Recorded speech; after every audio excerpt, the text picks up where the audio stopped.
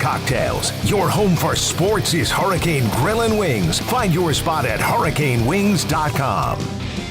Tired of being sidelined by a sports injury? Get back in the game with Baptist Health Orthopedic Care. Whether you're a professional athlete or even a weekend warrior, you can get back to doing what you love with our compassionate orthopedic team. Experience a new level of care and get back to your best. Welcome to being treated like a pro. Make an appointment today at baptisthealth.net/ortho or call 833-556-6764.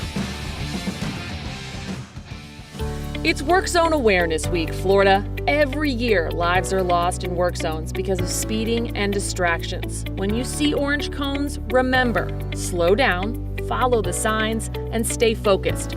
Workers are counting on you to get home safely, and so are their families. Let's work together to prevent crashes and save lives. A safety reminder from the Florida Department of Transportation.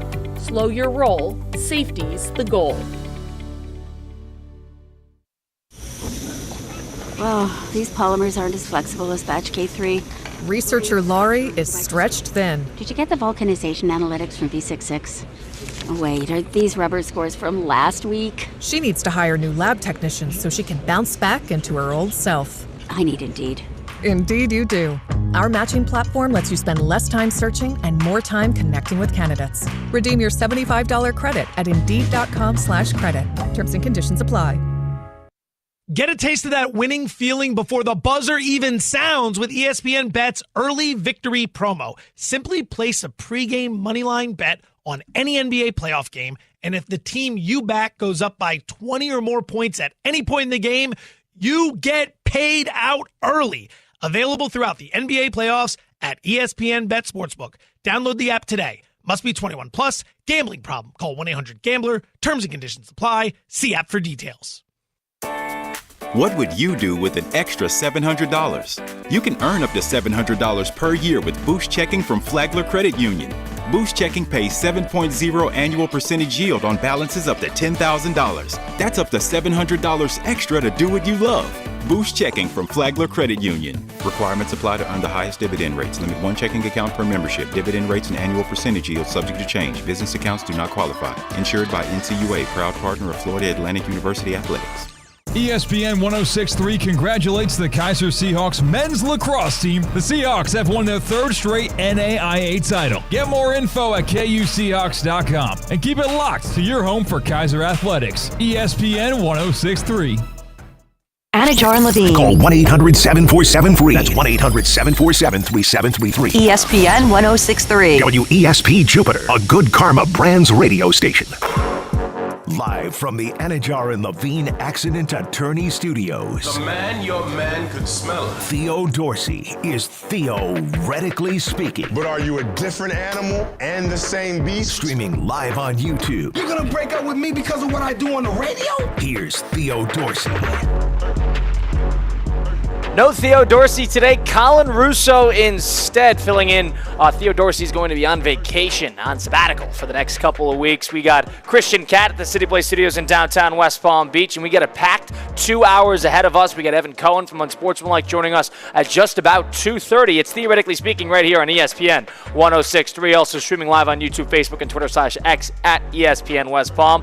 Lots to talk about. Of course, we got the Pete Rose Hall of Fame thing to get into. We got the NFL schedule release officially tonight, 8 p.m. They're going to release the entire schedule. There have been leaks everywhere. We know who are playing the international games. We know what the Thanksgiving game. We know that Kansas City is going to be taking on Denver on Christmas night. Kansas City is going to be on the road at Dallas on Thanksgiving. We're going to have the Eagles and the Cowboys in the first game. It's a whole event, and ultimately, NFL junkies, I get it. Everybody loves the NFL, but I'm a little over the eventness of what this schedule release has become.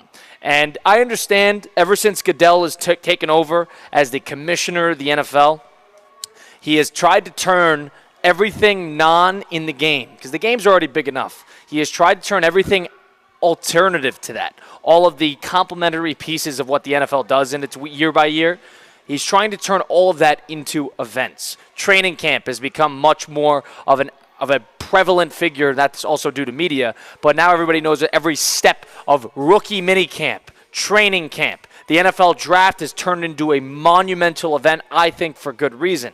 But for me, the NFL's schedule release does not need a branded week. It does not need, I guess, a whole presentation.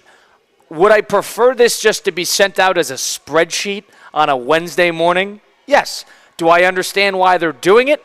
Absolutely. But I can sit here from the Baptist Health ICEPLEX, because we got Panthers Maple Leafs tonight, Game 5. I could sit here and not need my NFL fix over the period of the week, because you got hockey tonight on the Stanley Cup, you got the NBA playoffs going on, you got the MLB regular season continuing forward. I don't know if this is the most ethical thing for the NFL to really sink their teeth into, because it's as greedy of a league as there comes. They've taken over Christmas Day. They've taken over Thanksgiving. They've taken over Black Friday. They're essentially on their way to taking over the world. They got Brazil, Berlin, Dublin, Spain. They're going to be in Australia next year. I wouldn't be surprised if we have a game in Zimbabwe in the next 5 years. They're going to be doing all of this. So because of that, NFL is sort of that imperialist regime. Christian, I don't know if I need the NFL schedule release to become as big as it has. It is gluttonous. Like, we get it. We know. Gluttonous we don't need more of this. It's okay. It is perfectly fine to just have something sent up as a news drop in the middle of the week and get excited for it that way. Like Major League Baseball, I'm pretty sure they send out their regular season schedule during the previous season's regular season, if I'm not mistaken. It is quite ridiculous. The NFL makes a big whoop out of this, but they're not the problem. It is the people that will watch it. If no one was watching it, they wouldn't do it. But people will tune in to find out if the Buccaneers are going to play the Saints in Week 6 or in Week 8. We're sickos. We're all addicted to this drug we call football, where we can just lick it off the floor if they'll let us. 888-760-3776. Have you drank the Kool-Aid? The Baptist Health Hotline, of course, I'm theoretically speaking. Have you drank the Kool-Aid? Are you into the schedule release over the week? Let me give you a little rundown. NFL has about 1,000 broadcast partners nowadays to broadcast games, and they have done that, and they have utilized them to announce select games on their schedule. For example, on the Today Show earlier in the week, Mike Tirico announced the opening week of the Sunday Night Football. They did that on NBC on Monday. They went on Fox. They announced the Prime Video game especially the Black Friday game, which they're going to do Bears, by the way, which is surprising because they're usually a Thanksgiving game. On Tuesday, they did on ABC's Good Morning America. They announced a couple Monday Night Football games and ESPN covered games. Wednesday, on CBS Mornings and on the Netflix side of things, because the Christmas and the Denver Broncos and the Kansas City Chiefs on Christmas, they announced that alongside with the CBS and some of their big games. They've utilized all of their broadcast partners to try to make this some big thing. And I get it. Christian said it perfectly. It's gluttonous. You're eating too much. We do not need this to be a big thing. The NBA goes, hey, here's the schedule. The MLB, hey, take the schedule. There it is. The NHL, hey, guess what? Schedule's out. Here you go. And the NCAA even, hey, you know what? We'll announce big games that we have to schedule home and homes years in advance. But other than that, we know when the schedule comes out, here you go. Take it. There you go. There's your Big Ten schedule. There's your SEC schedule. There's the TV times. The NCAA is pretty good about it. The NFL needs to have a curtains. They need to have an announcer. They need to have a composer. They need to have all of this in this presentation that has become completely asinine at this point. Now, am I interested in seeing the schedule? Absolutely, I'm interested in seeing the schedule. I think that there are certain topics to follow along, how the NFL takes over Christmas Day, how the NFL is going to take over college football in the first round of the college football playoff on that Saturday, where college football has a triple header, and the NFL already is going to have 2 games head-to-head on that Saturday when they don't need to on December 20th. I'm curious on what the Thanksgiving slate is going to be. How are they going to handle that Thanksgiving Sunday comparatively to rivalry week? How are they going to handle different holidays? I'm interested in all that. I like the schedule. I don't need the release of the schedule to be something like this. You could like the schedule and get into the schedule, but not need this type of presentation. Yes. 888-760-3776. I think the NFL is getting a little overboard, and I've seen it more this year than I have any years past by a long shot, because now everything is leaking. So now all of a sudden you hear about what's going to happen in Week 8 and Week 6 and then Week 2, and then all of a sudden this team's going to have 3 straight road games and the whole thing. Tell us what the Thanksgiving games are. Tell us who's going to be international and when, and then release the whole thing. That's all you need. We don't need to hear the opening night. Nobody cares that it's Eagles-Cowboys. That game's going to do $40 million regardless. We don't need any of that. We need to have the international games and the holiday games, and then you could shove it all out. This is gluttonous, and I'm over it.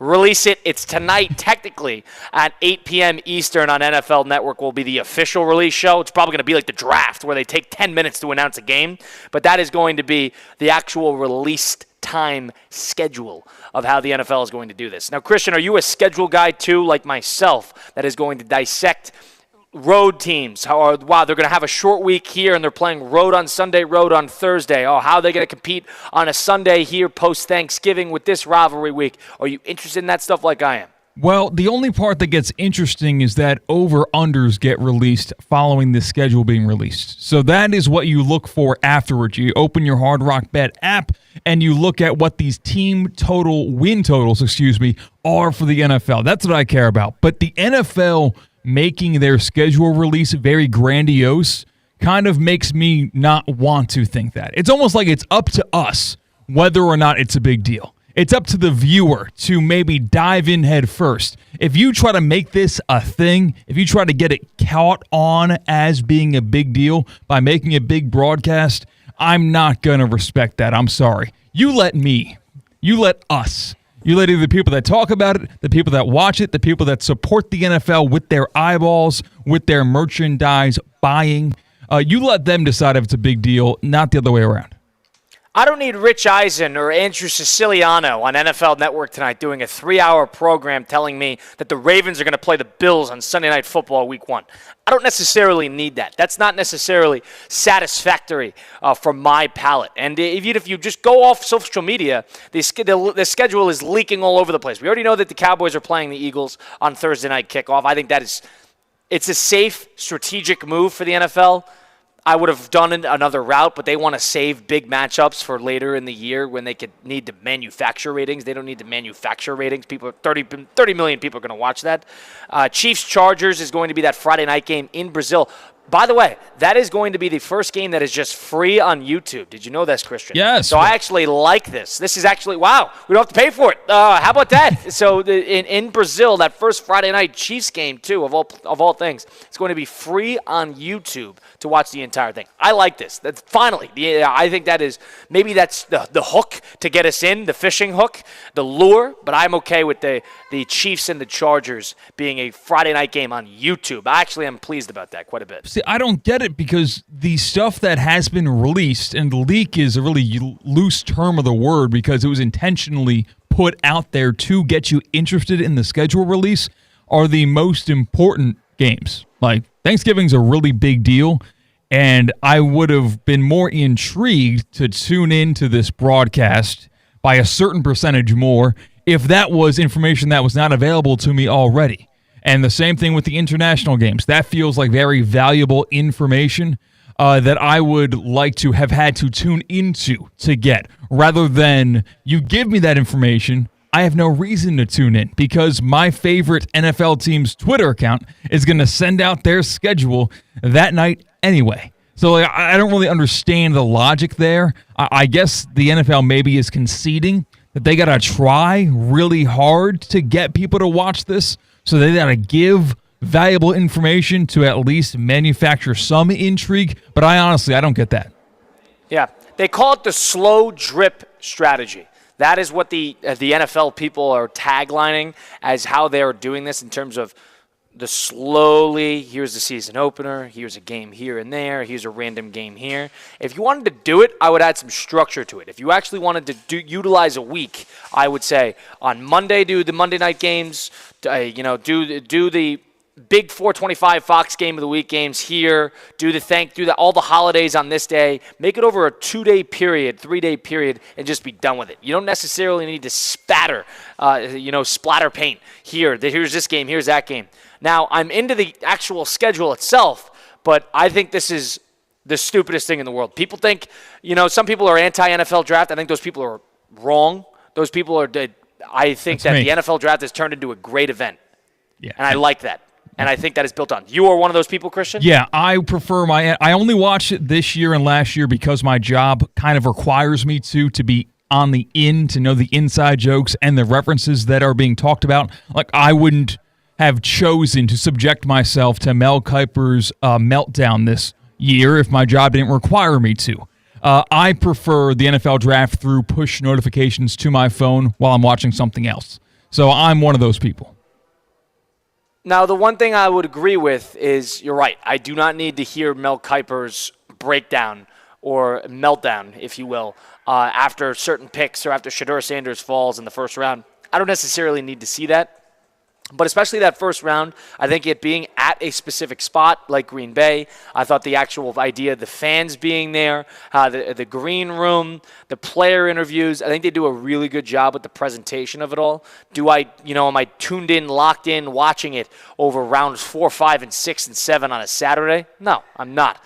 But I agree with Christian. It's almost better to wait till it's done so you can just kind of scroll through, and then all of a sudden you can compartmentalize what's important.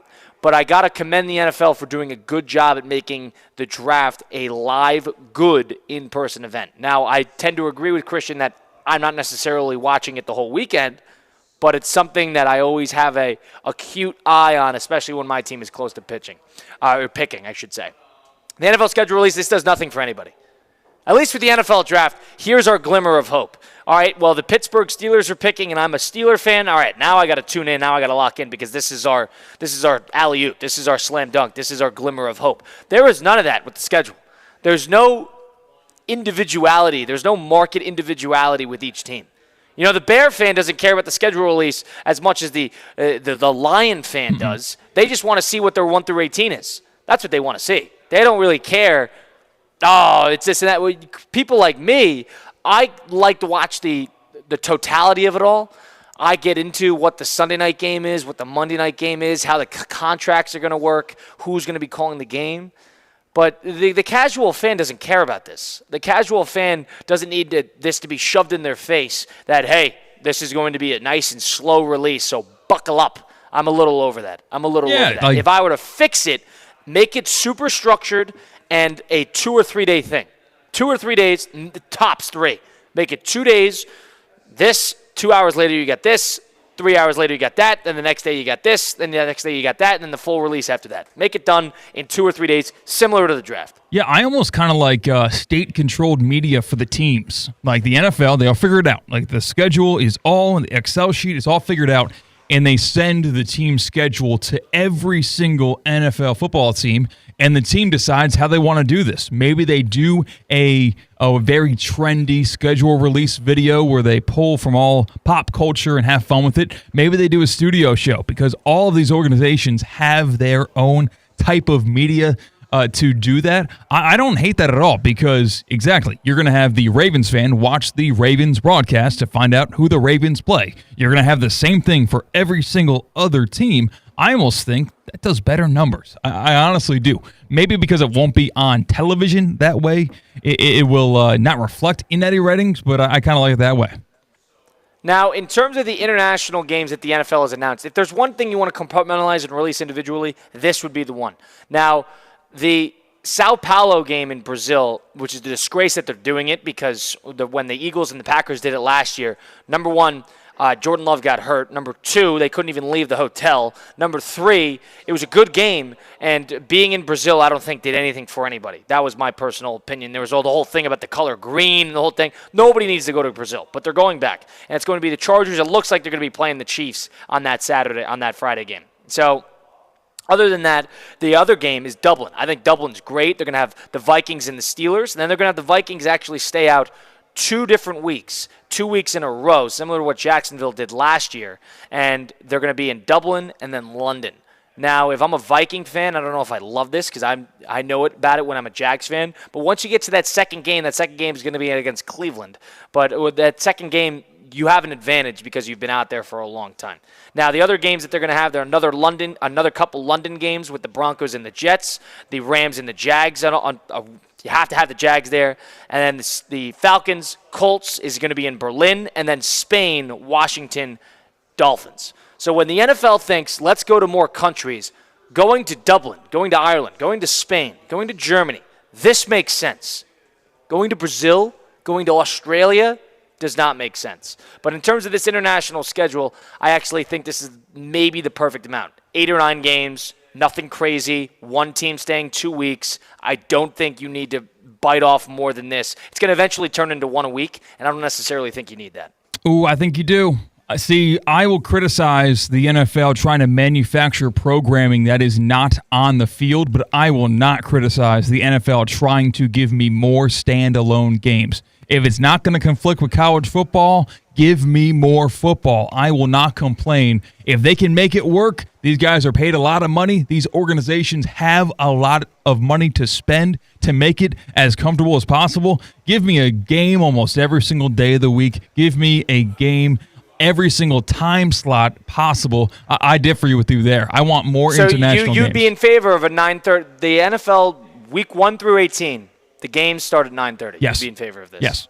And the games, what I mean is one international game. If you're going to be playing in Europe, that's likely the time you'll be playing. You're in favor of this. Absolutely. Stand-alone games. I love that. It's not prime time. It's in a window where most of the attention will be on that game. You can choose to watch it if you want to. You don't have to watch it.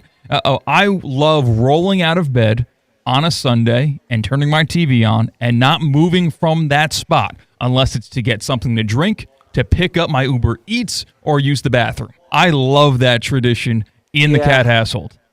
I disagree. The thing is, I'm an Eastern time guy, so I understand that the Pacific time has to deal with something separate when they start at 10 a.m. But I like the idea of the Sunday morning sort of being the lead up and sort of being the precursor to a full 9 hours of football. Because weirdly enough, football, in a good way, it can get, if you're doing an international slate day and you're going to be watching one after the other, after the other, after the other, it's pretty exhausting, to be honest with you, because that's 4 games in a row or 4 slates of games in a row that you're going to be in tune with to a high degree. And that includes Sunday Night Football, and you get that 30-minute break in between the 4:25 games and Sunday Night Football. But other than that, it's nonstop. Now, the football fans of the world, including myself, are like, hey, well, what are we going to complain about? But I think in the moment, week 1 through 18, you're basically your entire Sunday being occupied with football. It sounds great in theory, but almost I don't think it's almost counterintuitive. You're more likely to tune out for a certain slate. I think 3 is the perfect magic number. I mean, why would you add to that when, listen, they're going to do it, but why would you do it when it occupies the entire day? I almost like the morning ahead of the 1 o'clock slate. I think that adds something, no? I don't hate it. I liked the peace and the knowing, get some errands done, and then you don't feel bad about using the rest of the day. Yeah, go if you want to exercise. Go exercise. Go for your Sunday walk. Go to the post office. Go to Walgreens. Do something like that. You actually have time to do it. Now you feel like you're missing something if you're going to go out there in the morning game. And every week, do we need that? I don't, because they're going to make those games pretty good. I think that almost takes away from something. It's almost like less is more.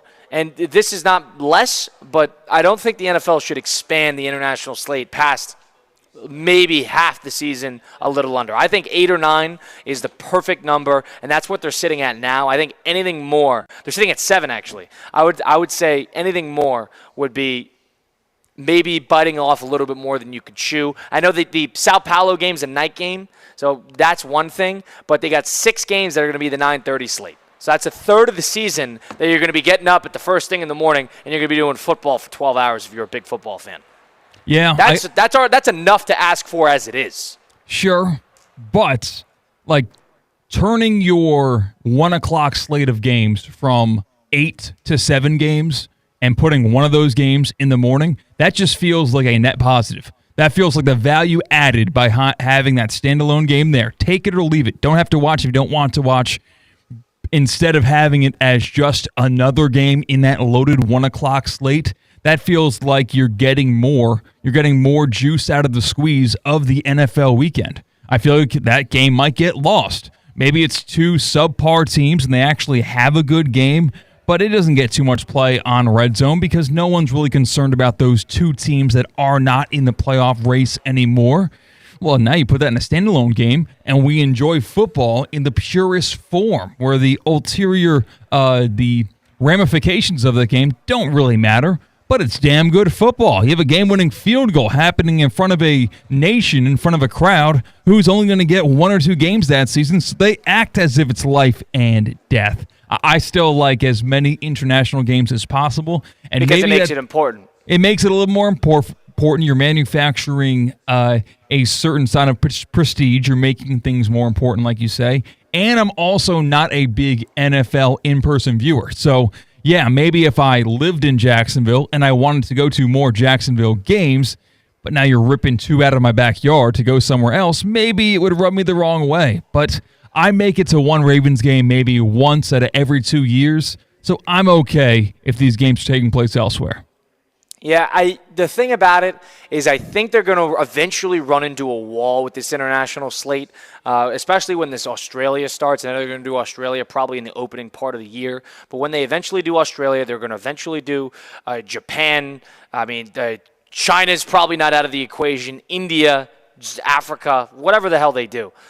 When they continue to add these countries to the mix and trying to expand the foothold that the NFL has over the American people. They're trying to do it worldwide. I get it, but I ultimately think the casual American viewer, the person that's watching, in West Palm Beach, is going to suffer because of the times, because of the amount that you're going to have to be in tune with, and the amount of places that these games are going to be sold to. Keep that in mind. When the more the important games they add, the more streaming service, the more sellable aspects of football that they can continue to add on. So all of a sudden, when they got a standalone Australia game, they could go and sell that to Hulu for $1 billion a year, and then all of a sudden you got to go get Hulu. And then all of a sudden, when they add a Friday game, they could sell that to Prime, and then they get the Christmas game, they sell that to Netflix. You're giving more for the NFL to sell. Call me counterintuitive, maybe anti-business. Call it what you want. I think we've hit a point. The NFL is plenty profitable. You don't think the public can OD on football? I think they can. I do. Yeah. I think they can. There's a wall. There's a wall. We're not stupid. There's a wall. Wasn't there a point in the late regular season last year? I mean, you're responsible for not remembering when, but we just had a bad slate of games. And people kind of had football fatigue in the primetime window where, sure, the matchups didn't help, but these Thursday night games, we were kind of like, all right, whatever. It's on TV, and we have to work on Friday as sports talk radio hosts. So we'll have to watch, but it's going to be against our will in that point, because maybe that is the case. I will hear oversaturation of football. We haven't hit it yet because those games still get numbers and it still makes a whole lot of money compared to anything else you put on TV. Football, even in its worst form, will trump all, but maybe there is a tipping point in terms of oversaturation of the game. Yeah, other sports are seeing this. The MLB has had that long-standing tradition of the 162-game schedule. There's people that are over that. There is a group of people that are over the idea that they need to play 162 games over a 6-month period to complete the regular season. The same people that say the same thing about the 82-game schedule in the NHL and the NBA. This is, whether it's the player health or it's just too much that people don't care enough, turn it into 65 games, make these games more important. That's the whole idea. Now, if you're going to continue adding games to the NFL in terms of the schedule and the locations and this and that and the other, all of a sudden when everything is made to be special, then nothing is. And then the idea that it's special is because it has an exclusivity tag to it. The international games are special because it happens once every 3 or 4 weeks or 6 times a year. It's not going to be special when it's once a week in some God knows country, and they send Rich Eisen and company out to go do the game, and they got shaky Wi-Fi, and it's at 6 in the morning, and the whole thing.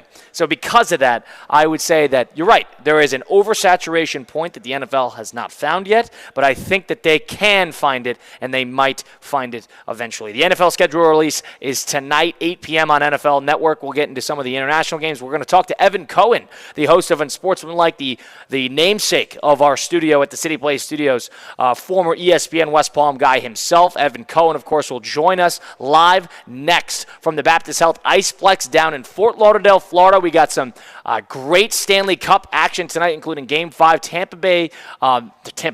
Toronto Maple Leafs against the Florida Panthers. 2-2 series. All the home teams have won throughout the entirety of this series thus far. 7 p.m. ESPN. We're going to be live here alongside Jonathan Zaslow from 6 to 7 p.m. on ESPN 106.3, so stay tuned for that. Lots to talk about, lots to do. Evan Cohen coming up right here on Theoretically Speaking on ESPN 106.3. Live from the Anajar and Levine Accident Attorney Studios. Anajar and Levine Accident Attorneys. Call 1-800-747-FREE. This is ESPN 106.3. Kaiser University's flagship campus, the 100-acre residential campus at 2600 North Military Trail in West Palm Beach, extends Kaiser University's educational offerings to over 100 degrees within the heart of South Florida. Kaiser University also has an athletic program with 24 national championships, including the 2024 Women's Swimming and Diving Championship and Men's Lacrosse title. Visit KUSeahawks.com for the latest. Hi, this is Scott Smith with Smith Ball Baez and Prather, Florida Injury Lawyers. We are a Florida civil trial law firm that specializes in the areas of personal injury and wrongful death. Our offices are located in Palm Beach Gardens, Boca Raton, and Port St. Lucie. Our lawyers have litigated thousands of matters at the Palm Beach, Martin, St. Lucie, and Indian River County courthouses. Our lawyers, paralegals, and other numerous members of our legal team live in Palm Beach County and Treasure Coast cities and towns such as West Palm Beach, Port St. Lucie, Lake Worth, Palm Beach Gardens, Palm City, Jupiter, and others just like you and your families. We are a statewide recognized law firm, but it is your community and your families that we live and associate with on a daily basis. Our most satisfying achievement is when we know that our legal power has helped a fellow member of our Palm Beach County and Treasure Coast community secure a fair and just huge result. If you've been injured, the lawyers at Smith Ball Baez and Prather will help. Call us at 500-HELP, 500-HELP. With Smith Ball Baez and Prather, help is just a local phone call away. Offices Palm Beach Gardens, Boca Raton, and Port St. Lucie. Stats don't lie, and neither do we. ESPN 106.3 brings you real sports talk. No tricks, no shortcuts, just straight up games. If you love sports the old school way, you know where we are, ESPN 106.3. It's Work Zone Awareness Week, Florida. Every year, lives are lost in work zones because of speeding and distractions. When you see orange cones, remember, slow down, follow the signs, and stay focused. Workers are counting on you to get home safely, and so are their families. Let's work together to prevent crashes and save lives. A safety reminder from the Florida Department of Transportation. Slow your roll, safety's the goal. Wing Wednesday, brought to you by Hurricane Grill and Wings. 30 bold flavors, ice-cold beer, handcrafted cocktails. Your home for sports is Hurricane Grill and Wings. Find your spot at hurricanewings.com. Let's go to the Rapids. Go splash, go wild, go together. With over 40 water slides and family-friendly fun, there's something for everyone. Save big on tickets and season passes this summer when you buy online. Upgrade and get unlimited visits, free parking, and more with a season pass. Experience the all-new Mega Mayhem, Florida's first dueling water coaster. Visit rapidswaterpark.com to buy now. Rapids, South Florida's largest water park. Let's go! While it's not always possible to see contaminated water coming out of the faucet, the taste is difficult to ignore. And what about plastics and pharmaceuticals now in the water? The team at Culligan is here to help. Culligan offers water testing and reverse osmosis systems designed to filter out those contaminants right at the source. Culligan has been helping the local community with water issues since 1936. Schedule your appointment today at Culligan.com. Hey, Culligan man! God knows. I am reincarnated. I was stargazing. Life goes on. I need her, my babies. Live from the Anajar and Levine Accident Attorney Studios, Theo Dorsey is Theoretically Speaking. Streaming live on YouTube, here's Theo Dorsey. No Theo Dorsey, Colin Russo filling in live from the Baptist Health ICEPLEX down in Fort Lauderdale, Florida. You got Game 5, Toronto Maple Leafs against the Florida Panthers tonight. It's going to be up in Toronto, but we'll be watching it right here at the Baptist Health ICEPLEX. It's theoretically speaking on ESPN 106.3. Are you experiencing foot pain and ankle pain and need to see an expert in the field? Baptist Health Orthopedic Care has a team of foot and ankle orthopedic surgeons and specialists who are regarded as leaders in their specialty. Visit baptisthealth.net/ortho to learn more today. Baptist Health Orthopedic Care combines its resources of experienced physicians and leading-edge treatments and technology to provide advanced orthopedic foot and ankle, joint replacement, spine, and sports medicine care. Once again, visit baptisthealth.net/ortho for more information. Baptist Health Orthopedic Care has offices conveniently located right here in Palm Beach County through the Florida Keys. Learn more by visiting baptisthealth.net/ortho. So I haven't spoken to this gentleman in quite a bit on Theoretically Speaking, or on Russo and Rizzo for that matter, as it is the only booked on this program. I wonder why. And you can hear him locally on ESPN 106.3, also on ESPN Radio. He is the namesake of the studio. He is the host of Unsportsmanlike 6 to 10 on ESPN2, ESPNU. And it is Evan Cohen, the West Palm native himself, joining us now on Theoretically Speaking. Evan, welcome into the program. How are you? Colin, you're going to say we haven't spoken on the air in a while because you don't invite me. Theo invites me every week. Why am I not invited to Russo and Rizzo? Well, we squeeze you in when we got time. You squeeze me in when you have time because you have so many other things. You're talking about these dopey topics that no one cares about, and you can't squeeze me in. I do 20 years in West Palm. I can get on any show on the station except 4 to 6. I host 6 to 10. I filled in 10 to 12.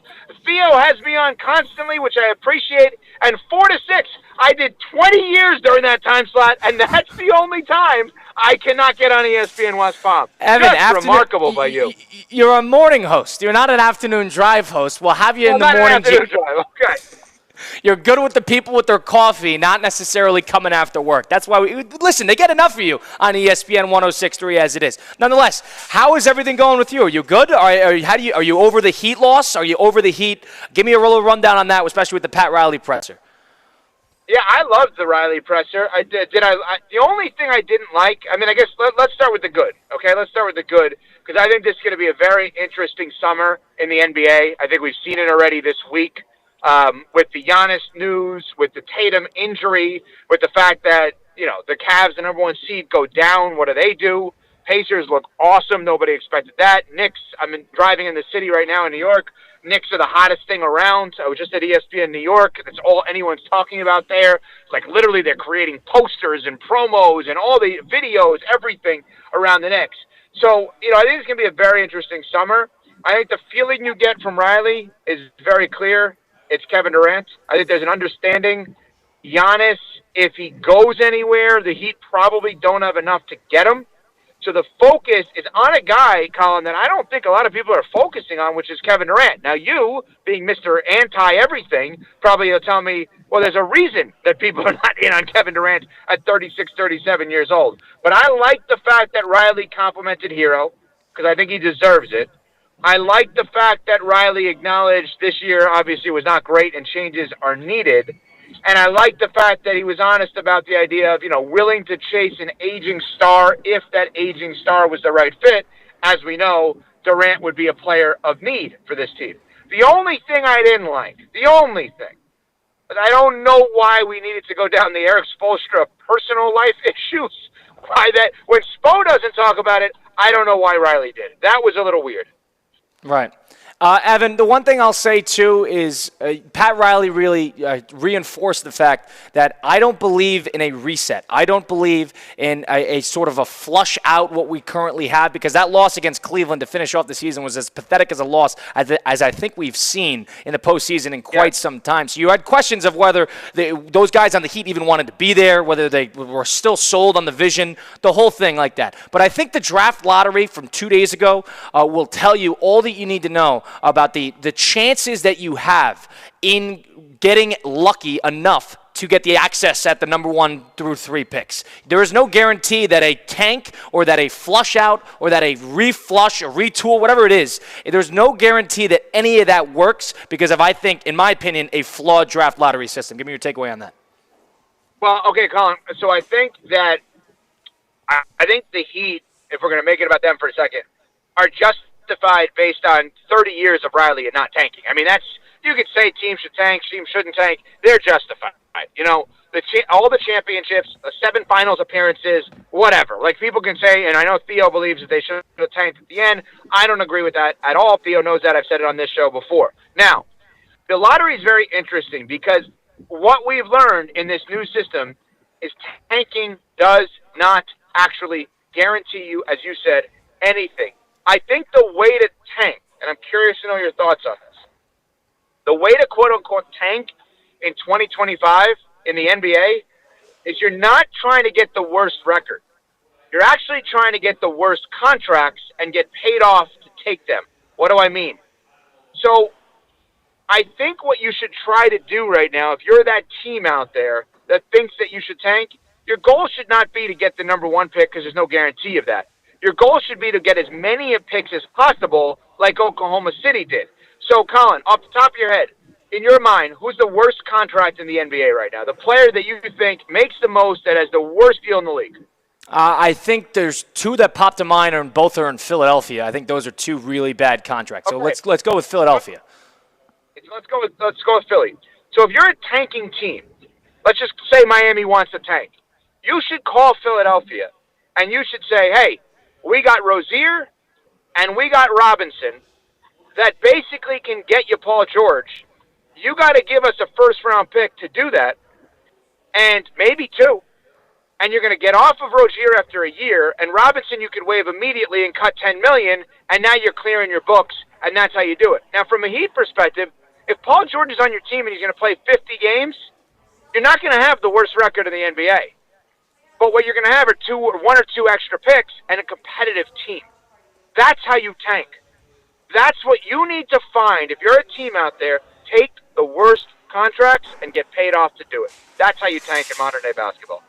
Now, one of your ESPN, the one thing I say is I agree. If there's in this kind of stratosphere of how teams do it, that is by far the best strategy. You need to give yourself the most possible chances at getting good picks in the draft. You need to give yourself not just one 14% chance, you need to get 4 or 5 different 3% chances, and that gives you honestly more of a chance at getting different players. I agree with you there. Fundamentally with that, Mike Greenberg said this morning that he thought the draft lottery was the best thing he's ever seen, and that the NFL should take notes. Number 1, I don't think the NFL should take notes on the NBA on any front. And number 2, I wanted to get your takeaway on the actual fundamental put together of the lottery itself. Are you for it or are you against it? Do you think they should change things? I thought it was pathetic that the Dallas Mavericks even had a chance to go get the number 1 overall pick. I was curious in your thoughts on that. All right, so the Greeny thing, not to pat us on the back, but I know you've never heard the show, seen the show. You have no idea what show it is. It's on Sportsman like 6 to 10 a.m. So Adam Schefter was on with us yesterday, as he is each and every Tuesday at 8 a.m. Take note, Colin. I know you're That's allowed a good to listen spot. to the radio. That's a good spot. You guys get that? Good spot. Interesting. I appreciate you telling me that. Anyway, so I asked Shefty that question about could the NFL ever introduce a lottery system? So then they took that, and then Greeny did his thing this morning. No big deal. I'm just making it about me. But here's the thing. Why would you not do it if you're the NFL? And the reason I say that, you say, well, the NFL should take nothing from the NBA. Well, you're already wrong about that because the NBA, for a while, was significantly better than the NFL when it came to the launch of free agency. So what did the NFL do? They instituted an exact day, time, free agency specials because they said, we're not doing that. The NBA, for a while, was better on Christmas than the NFL because the NFL sat out. Now today, we learn that it's Cowboys and Chiefs. So you could sit there and say the NFL should take nothing from the NBA. They already have. And the thing about the NFL is they should take every good idea from every sport because they, upon arrival, can do it better because they're just the NFL.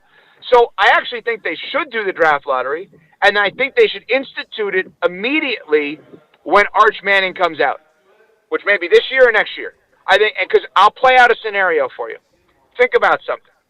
I think one of the most significant regular season games we've seen in the NFL over the last 5 or 6 years was the final game of the season. I want to say it was 2022, between the Packers and the Lions. Remember that? Sunday Night Football. Is that the last game Rodgers played there? Yeah, exactly right. So why do I think that was significant? That was significant because that was Rodgers' last game. They missed the playoffs, It starts the Jordan Love era, and I think that was the birth of what is going to be a nice little run here by the Lions. I think that was a really important regular season game, okay? Lions didn't make the playoffs, but they showed you something. Come back the next year, they beat the Chiefs' first game of the season, and now we know the Lions are different today than they were for the last 50 years, right? But imagine if there was a draft lottery. You're going into that final night of the season, and you're now debating, do you want to win this game if you're the Packers, or do you want to lose this game? Because if you win the game, you go to the playoffs with Rodgers, but then maybe he comes back. If you lose the game, well, now we're in the draft lottery. What if we win number 1 overall when we have a quarterback?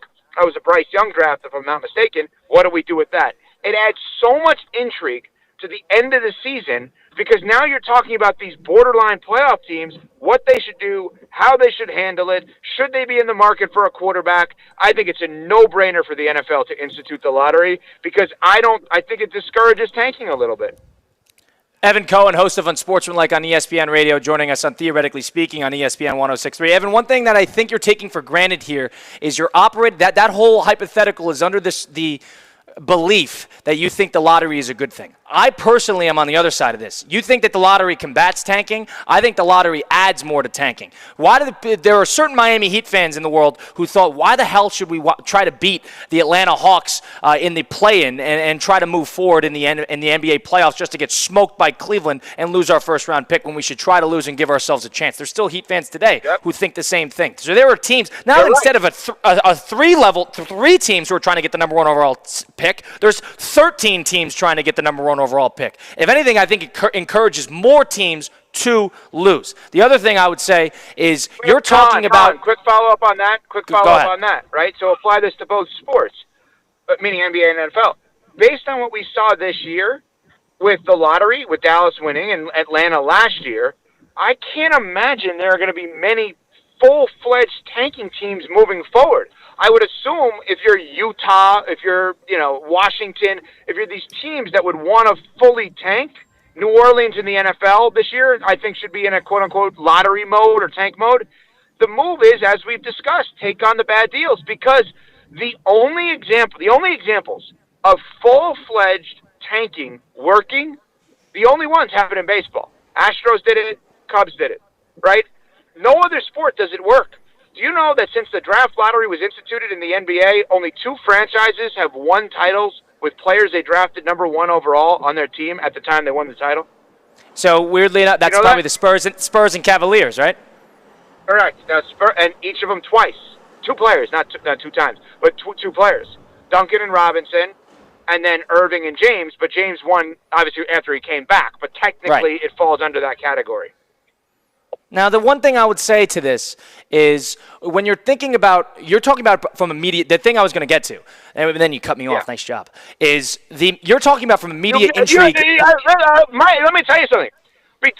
Between 4 and 6, will Mike Rizzo get a word? Will he get a word? Yeah, we'll hear from him. We'll hear from him from 4 to 6. We'll hear from him from 4 to 6. Okay. Just making sure. Just making sure. Evan, the one thing you're talking about with the actual lottery and how it's going to be interesting and which teams are going to have a chance at it, I think that's more from a media intrigue perspective than a league functionality perspective. A league functionality, why is NFL so head and shoulders above the rest? Is because the NFL, every market matters, every team matters. Every team has that same slice of hope and the same slice of the pie as anybody else. I don't think NBA teams get that same sense. That's so ridiculous, Colin. That is so ridiculous. And what is ridiculous about that? You're the majority on this, and I'm the minority on this take. Everyone talks about the parity in the NFL. What?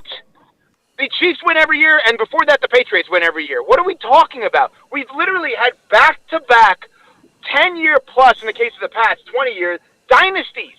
What do you mean everybody has it? You think Dolphins fans in South Florida right now think they have a shot?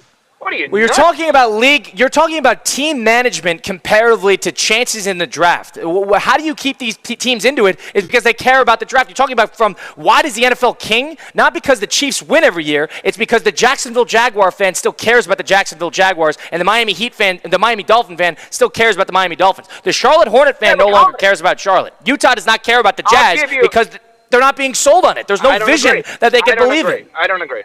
I don't agree with that. I'll give you, but here's the thing. Why my point on the take the bad contracts actually is the hope? Like, you're talking about the selling hope, right? That's really what it is, right? You, from a league perspective, are saying, I want to sell hope, right?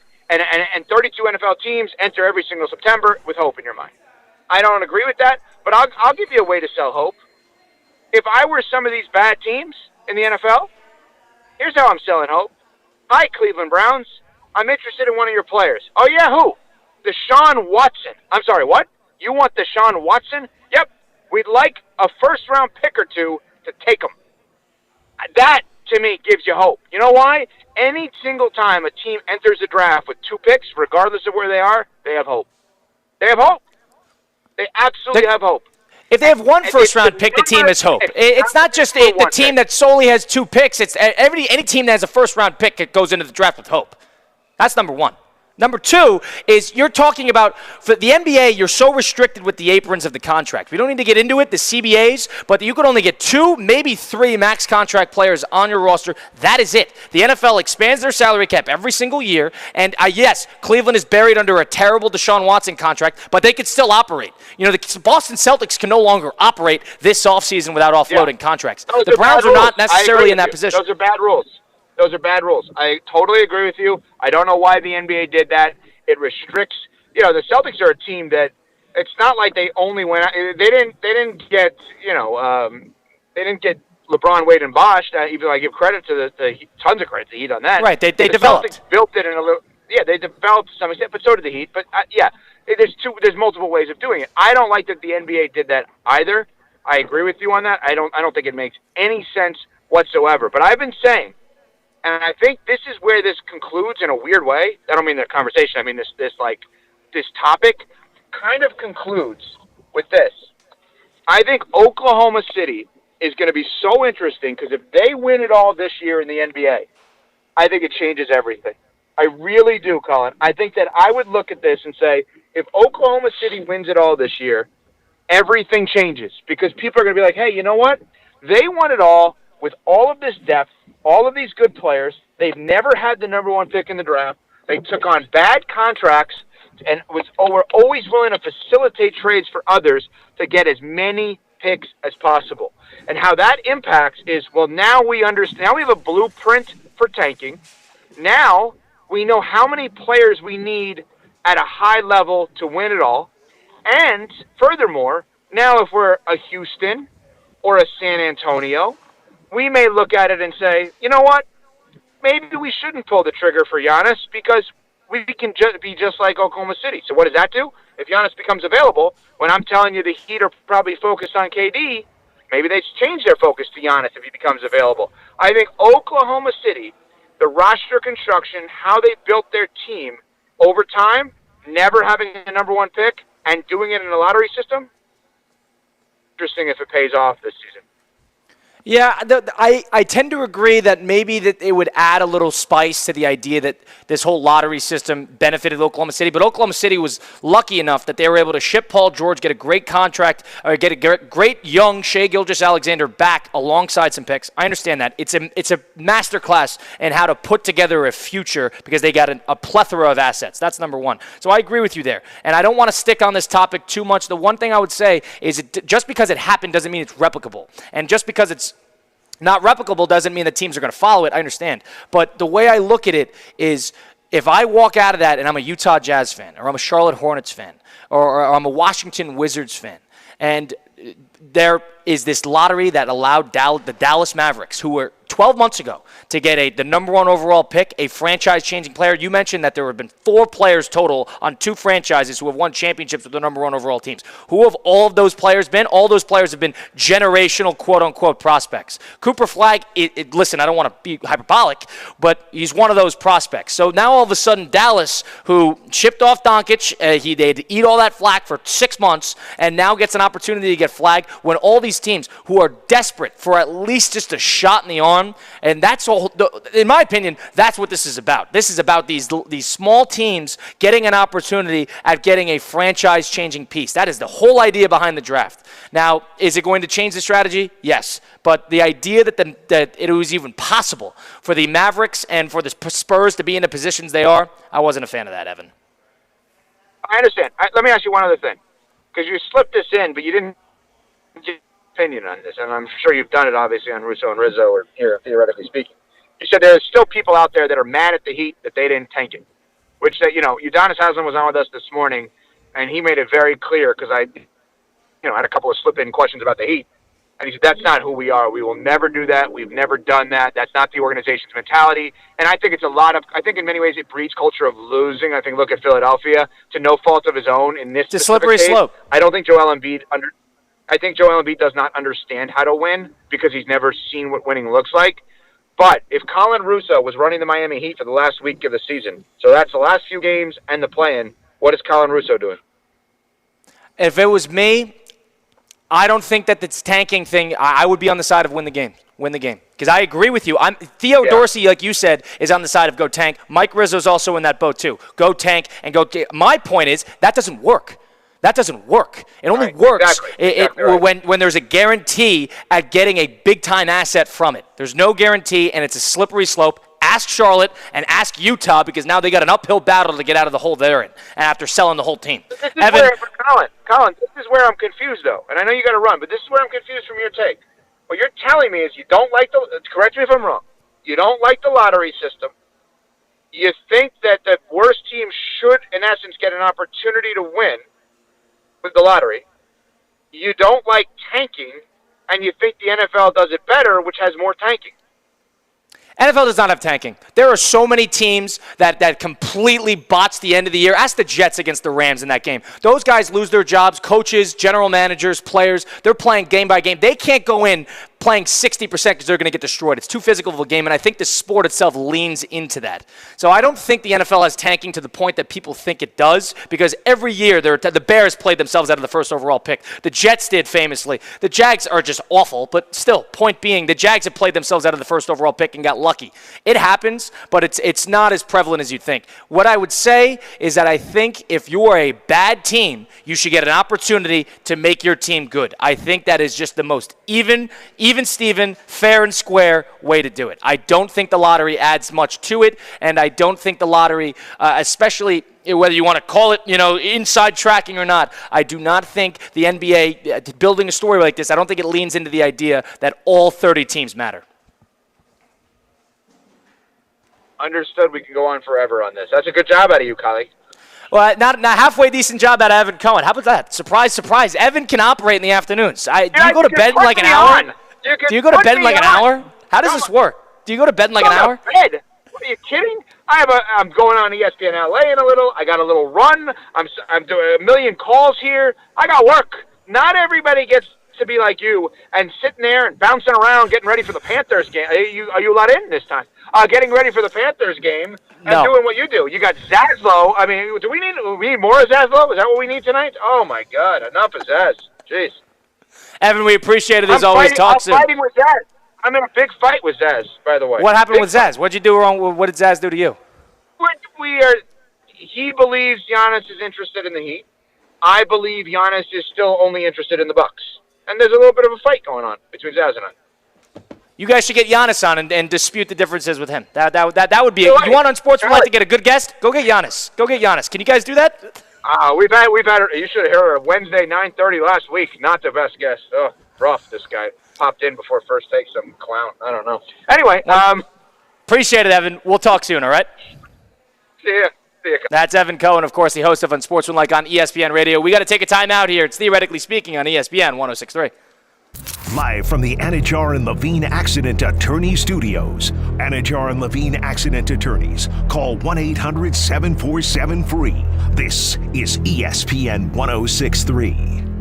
Lytle, Ryder, Smith, Ivy, and Fronrath, proudly representing the residents of South Florida since 1985, and proud supporter of Inter Miami on ESPN West Palm. Lytle, Ryder, Smith, Ivy, and Fronrath has attorneys across South Florida ready to fight for your rights. They've recovered billions for their clients, and you won't pay anything unless you win your case. If you have been injured, call the attorneys at Lytle, Ryder, Smith, Ivy, and Fronrath, 561-867-4117, or online at foryourrights.com. Main office in West Palm Beach. At St. Lucie Battery and Tire, batteries came before tires. We've been selling and servicing all types of batteries for over 50 years. So when you need a battery for nearly anything, we have it, as well as the fast professional installation you need. We carry premium batteries for all your needs: automotive, commercial, marine, RV, and specialty. We also offer delivery and on-site installation, serving our customers quality products for over 50 years in the home of honest, reliable service. Go to slbt.com and book your next appointment. Are you ready for a global summer showdown? Saturday, June 14th at Hard Rock Stadium. Football legends collide at the opening match of the 2025 FIFA Club World Cup. Al Ahly versus Inter Miami. Messi, Jordi Alba, and Inter Miami take on Jamal Mashour and Mohamed El Shenawi of the Egyptian powerhouse Al Ahly. Don't miss your chance to be part of history. Saturday, June 14th at Hard Rock Stadium. Grab your tickets now at FIFA.com/tickets. The Pink Smoke is taking over South Florida. Listen to Lionel Messi, Luis Suarez, Sergio Busquets, and Jordi Alba in Inter Miami in their pursuit of an MLS Cup all season long right here on ESPN 106.3. Messi, left foot, in on Guzan, tips it up and over, it's a goal! Lionel Messi is on the board! Listen to it all on the Deportes Radio FC app, brought to you by PNC Bank, Audi, and Lytle, Ryder, Smith, Ivy, and Fronrath. Introducing DQ Grill & Chill's new sauced and tossed buffalo chicken strips. A basket of 100% all-white meat seasoned chicken strips now being served with blue cheese or ranch dressing dips. The blizzard of the month is s'mores and mixing bowl mashup. Fresh cookie dough bites and brownie batter for a unique sweet treat. Don't forget a DQ Grill & Chill cake this season. Stop in and pick one up or get a custom order. DQ Grill & Chill with 2 locations, 4828 Lake Worth Road and US 1 just south of North Lake. Business owners, are your employees driving you nuts? Is money tight? Or have you just poured your heart and soul into your business and now it's time to retire and just relax? At Transworld Business Advisors, they have buyers from all over the world ready to buy your business now. Call for a confidential conversation about your business's current value. 561-203-5121. That's 561-203-5121 or visit tworld.com today. What would you do with an extra $700? You can earn up to $700 per year with Boost Checking from Flagler Credit Union. Boost Checking pays 7.0 annual percentage yield on balances up to $10,000. That's up to $700 extra to do what you love. Boost Checking from Flagler Credit Union. Requirements apply to earn the highest dividend rates. Limit 1 checking account per membership. Dividend rates and annual percentage yield subject to change. Business accounts do not qualify. Insured by NCUA, proud partner of Florida Atlantic University Athletics. Start the summer at Roger Dean Chevrolet Stadium for a fun and jam-packed Memorial Day weekend. Friday, May 23rd is a Dog Day Friday at 6:30 p.m. Saturday, May 24th is Hometown Heroes Night, presented by Gordon and Partners with post-game fireworks as we honor all military members, first responders, and local heroes. Sunday, May 25th, all fans can enjoy discounted $10 tickets. Stop by the ticket office to purchase your tickets or go to RogerDeanChevroletStadium.com. As market dynamics change, the quality and service you receive from your accounting firm shouldn't. Partner-owned since 1923, Anshin Accountants and Advisors take the time to get to know you and your unique circumstances to help resolve complex issues and develop innovative tax and accounting solutions tailored to meet your goals. If you're a high net worth individual or business owner eager for a strategy to maximize tax savings, let Anshin deliver value where others can't. Visit ANCHIN.com. Anshin Accountants and Advisors, recalculating what's possible. Hey, Steph Prince here, General Manager of ESPN West Palm, to tell you about a team that has meant a lot to me and this community for a long time. Bob and the team at Bradley Heating and Air Conditioning have been helping me stay cool for years, whether at home or in the office. And living in South Florida with 3 kids, I don't know what I'd do without them. Family owned and operated, serving Royal Palm Beach and beyond since 1980. Let the knowledgeable and trained team at Bradley help you with your residential and commercial needs. Installation, repair, seasonal maintenance, upgrades of all makes and styles and models of HVAC equipment, and so much more. Bradley Heating and Air Conditioning does things right the first time and makes the process smooth, stress-free, and most importantly, keeps you cool. Give them a call at 561-793-7497. That's 561-793-7497 or bradleyair.com. Any need, big or small, trust the amazing team at Bradley Heating and Air Conditioning. Anajar and Levine. Call 1-800-7473. That's 1-800-747-3733. ESPN 1063. WESP Jupiter, a Good Karma Brands radio station. Live from the Anajar and Levine Accident Attorney Studios. The man, your man could smell it. Theo Dorsey is theoretically speaking. But are you a different animal and the same beast? Streaming live on YouTube. You're gonna break up with me because of what I do on the radio? Here's Theo Dorsey. No Theo Dorsey today. Colin Russo filling in. We're live from the Baptist Health ICEPLEX down in Fort Lauderdale. We had a little Game 5 action up in Toronto between the Maple Leafs and the Panthers. 2-2 series tied, and each home team has won throughout the 4 games. We'll be here alongside Jonathan Zaslow. Mike Rizzo will be here a little later for Russo and Rizzo, which will be from 4 to 6. Zaslow will be on. Jonathan Zaslow, that is the voice of the 305, will be on from 6 to 7 p.m. leading up until puck drop at 7 p.m. on ESPN. We'll be here with the watch party. So a bunch of Panther fans are going to come through and enjoy themselves on a beautiful Wednesday midweek edition of Theoretically Speaking, May the 14th, 2025. Christian Cat helping us out back at the City Play Studios in downtown West Palm Beach. Also streaming live on YouTube, Facebook, and Twitter/X at ESPN West Palm. If you missed any of the program today, go listen to Theoretically Speaking on Apple, Spotify, wherever you get your podcasts, all those great places. There's been a lot of turmoil about the NFL draft lottery and the NBA lottery, and whether the team should institute it. Does tanking work? We talked with Evan Cohen, the host of Unsportsmanlike, previously, and asking about the ethicality of adding it. Evan, to no surprise, being an ESPN guy, no surprise, wants the NFL to adopt the lottery tomorrow because of the media intrigue. Christian Cat, we didn't get your thoughts on this. Is this a stupid idea in your perspective for the NFL to adopt something like this because of the intrigue? Now, I know you have your suspicions about foul play in terms of the legitimacy of the randomness of the NBA draft lottery. I sure do. If I am guaranteed in an ideal world that it is completely and 100% valid, I do want an NFL draft lottery. I would absolutely love it. And you know what? These fan bases of these football teams will be there no matter what. I'm not worried about the, like you said, Charlotte fan disappearing because, well, they have no good reason to watch the Hornets anymore because they didn't win the lottery and won't get Cooper Flagg or the next generational talent. I think it's so much more intriguing if you have these middle teams get a chance and maybe possibly once in a blue moon, once every 5 years, once every 10 years, stumble their way into the number 1 overall pick. Ooh, just introduced a great player, the first pick of the draft, to a good team to make them great. I think it is much more story building, intriguing, fun, exciting than what we currently got. Does the NFL need that? Yeah, they could always use that. Why not?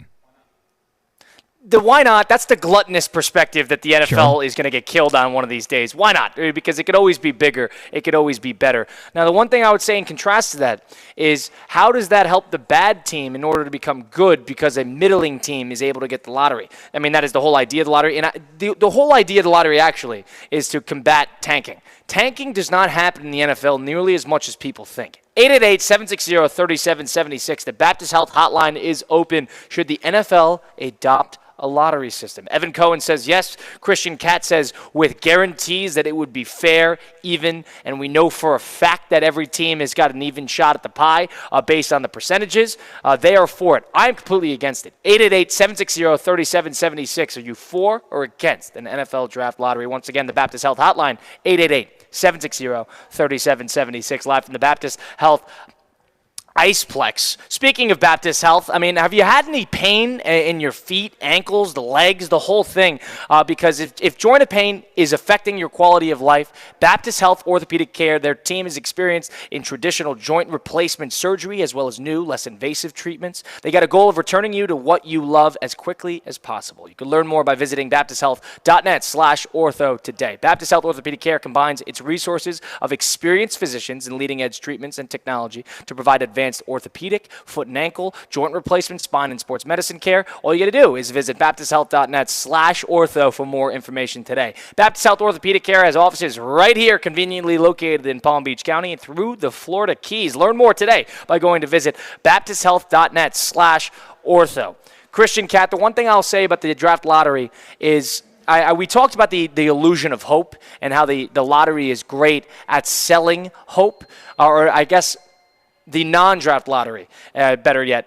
What the NFL current model is good at selling hope because you lose, therefore you get good opportunities to get good in the offseason. That is the beauty of it. Now, on the other side of things, the NHL and then the MLB and the NBA all have lotteries, but I think with the NFL specifically, it is such a short-term, 3-year shelf life lived sport due to the health, due to the stability of contracts, due to you don't know what's going to happen off the field, coaches in and out. The carousel is as fast as ever. Just because of that, this 3-year period, that means every draft is mightily important. Whether you get the first pick or the 7th pick is going to make all the difference in the world. There's a reason that when Jacksonville wants to go from number 4 or 5 overall to number 2 overall, that they trade 3 picks, including their second rounder and next year's first rounder. There's a reason they do it because of the player and because the difference in those picks is great. For that reason, I would say that teams like Cleveland, teams like Jacksonville, teams that are terrible, teams like the Titans, they deserve opportunities to get quarterbacks.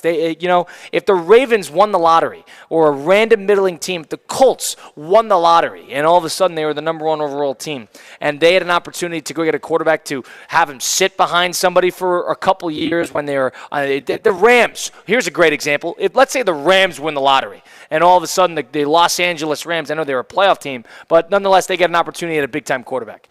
What is the Tennessee Titan fan supposed to think when they got Matthew Stafford sitting there with Sean McVay, and all of a sudden they get access to the top quarterback in the draft just off of a lottery? Does that seem fair? Does that seem fun? Is that the right way to do things? Is that good for media? Yes. Is that good for the fan, for the functionality of the league? I don't think so. Not even a little bit. 888-760-3776, the number to get into the program. That is the Baptist Health Hotline. Paul in Jupiter, you're on Theoretically Speaking. What do you got for us?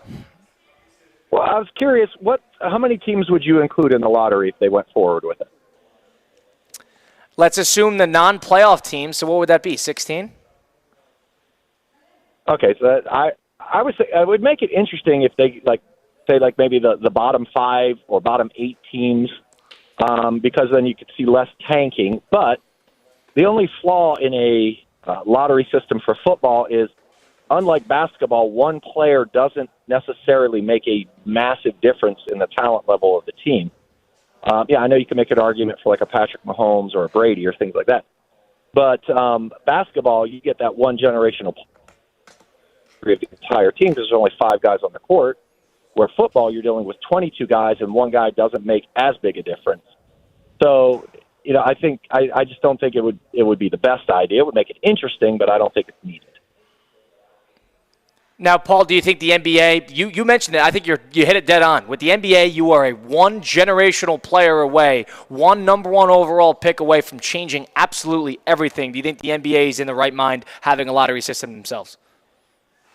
Yeah, I'm okay with what the NBA is doing because you have all these teams and they will tank hard to try to garner top picks.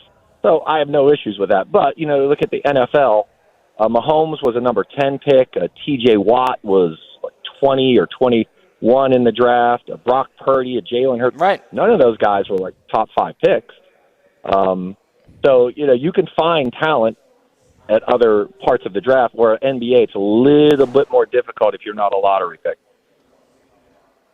Good call, Paul. Appreciate you chiming in on the Baptist Health Hotline, 888-760-3776. Should the NFL adopt a draft lottery? Let us know right here on Theoretically Speaking. The one thing I'll say is I think Paul just gave more of an example of why the NBA should not have a lottery. And because if there's more talent in the NFL and there's more of a pool and there's more of a selective process at getting an actual contributing great player in the NBA, then why should the select teams that are already in a halfway decent spot get that chance at the piece of the pie? Why should they get that chance? Is it fair? For who? For the Dallas Mavericks?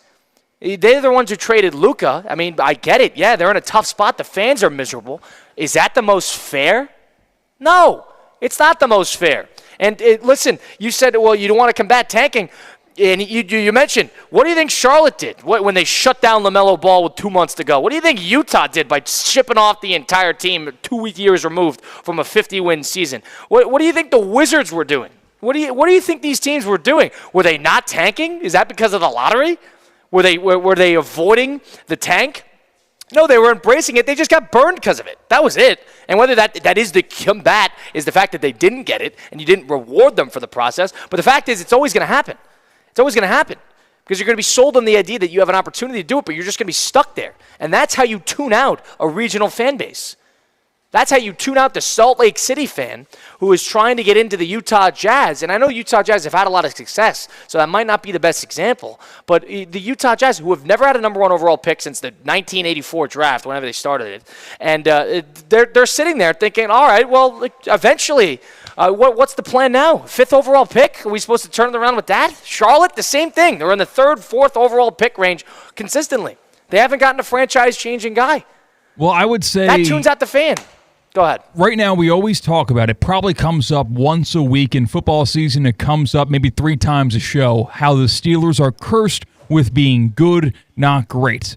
It's kind of unfair for the Steelers to be like, we're so good that we're not going to be great. We're never going to get the chance to be great, to change our franchise with a high draft pick, an exceptionally high draft pick. Not because that one player might make a difference, but because that one pick might trade us down to make a couple of players to make that big difference. And 2 things. You kind of think about how the lottery incentivizes tanking in a weird way when talking about teams that are on the fringe of the playoffs. If you, like we're talking the Miami Heat situation, I don't think there's any NFL team that if they're looking at the playoff picture and saying, no, we would rather not be in the playoffs this year, we would rather have a slim % chance at a great draft pick next year. In the NBA, it's very different because of what you mentioned, how one player can change your franchise forever in basketball. We see a very convoluted, ugly happenstance every single year in the NFL when you get to Week 18, where you have teams that are intentionally losing. Players, no. Teams, yes, intentionally losing in Week 18 so they have a better draft pick come the draft season. So I think it would work so much better in the NFL than it would in the NBA. You'd get all of the good that the lottery does provide for the NBA and none of the bad, none of that little demon on your right shoulder that's saying, maybe we shouldn't win these play-in games. Maybe it's not really worth it. The Cavaliers are kind of scary sitting right there. In football, you get on a hot run of the playoffs, you're never going to pass up that chance to give your fan base a playoff run. Now, you brought up the Steelers. The one thing I'll say about the Steelers, I don't know if that's the best example. Yes, they're in a really tough spot, a little bit of an in-betweener. But I think that's because they're very stubborn as a franchise, and not because of they just haven't been able to embrace a tank. Even in the draft, when they're in the 20-something, in the teens, they don't get aggressive to move up to at least get somebody that is worth it. We mentioned it. Josh Allen was a mid-round, first-round pick. Patrick Mahomes was a mid-first-round pick. Lamar was a late first-round pick. The Steelers, yeah, they took a flyer on Kenny Pickett in a bad year, but other than that, they don't really necessarily. They take the safe pick consistently, and I think that is why they are stuck in that position so consistently. But the one thing I'll say is, you mentioned Week 18. And Week 18, yeah, you're right. You see teams that can bench players, don't really care about winning the game, the whole thing. I think you see that more with playoff teams than you do with teams that are middling in the top 5 of the NFL draft. I think those guys are fighting for game checks. I think those guys are fighting for statistics. And I think those guys are fighting to get better contracts, even incentives, which is why they might play pretty hard. You see that more with playoff teams that are resting. That is where you're upset with teams not playing hard. Well, that's because of the teams in the postseason don't play hard at all. That's when, the Chiefs are playing the Raiders last game of the season, and the Raiders have a top 5 pick. The Raider fan is nervous because the Raider fan could win that game because the Chiefs are not playing anybody. That's who the real problem is. And there's nothing to fix that because that's just the nature of postseason play and rest, and it's a physical game. That's the bottom line. But my perspective is I'm not looking at the NFL and thinking, all right, well, there's middling teams that deserve a chance at an altering move like a first overall pick because it only with that franchise-changing guy, it's only one position. It's the quarterback. Any other position doesn't really do that for you. But if you're a middling team, I don't think that a lottery and giving them a chance is going to add to the intrigue and more importantly, add to the parity. And you're right, the NFL at the top does not have the greatest parity. But in terms of getting into the postseason, it's all about getting the quarterback. And teams haven't been able to get the quarterback. They haven't been able to develop the quarterback. The coaches stink. That's a team management issue. But if you don't have the opportunity to get the quarterback in the draft, that is where you get burned. That is where if you can't make the right pick, that's on you. That's Cleveland. If you can't make the right pick at the quarterback and you don't want to keep him around for whatever reason, your fault. You got to deal with that. But if you're a team that is all of a sudden going to be the Charlotte of the bunch and not even get an opportunity to get the quarterback and the Hornets comparable, then you're in trouble. Then there's a problem, a fundamental issue with the lottery. To say that the NFL needs that change, I think would be pretty stupid, to be honest with you, to be blunt, because I don't think the NFL has an issue with tanking. I really don't. I sat there and watched that Jet team and Ty Johnson and Frank Gore beat the Rams when they were right in the mix of getting Trevor Lawrence in that 2020-2021 NFL season. And I watched them beat the Rams after blowing that game against the Raiders when Greg Williams sent an all-out blitz, and then the Raiders won the last-second Henry Ruggs touchdown, and then 3 weeks later they beat the Rams to move into the second slot, and Jacksonville took the first. Do I think Jacksonville was blatantly trying to lose? No. They were god-awful. But the one thing I'll say, the Jets had it right there. They weren't able to do it because these guys try to win. It's too physical of a game, and I think that's probably lends itself to football as a sport. But these too physical of a game, these guys can't go in and play 50%. They can't do that. And unless you want to hold guys out, then you're holding out game contracts and these game checks. And they're not doing that. These guys are playing.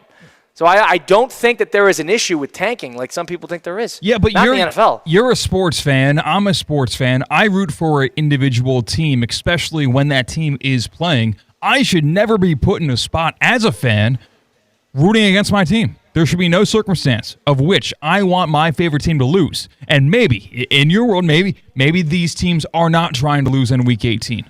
And maybe there are decisions that are not for that. You should not be rooting for your team to lose for the betterment of the franchise. You should go into every single game, like the players, like the coaches, and the owners, wanting to win that week.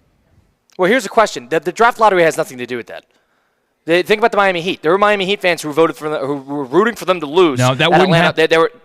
Go ahead. That wouldn't happen in the NFL. Right. Because of what I mentioned before. Point being, if the Steelers are 8-9, or 8-8 going into the last game of the season, and they go 9-8, they win. They get a playoff game, and they go 8-9, and they and they get into the postseason lottery or the draft lottery, and they've lost 7 straight playoff games, and they're going to get destroyed. And they're going to have to go to the Buffalo in that playoff game. There are going to be Steelers fans who do not want them to win that game if there's a great quarterback class.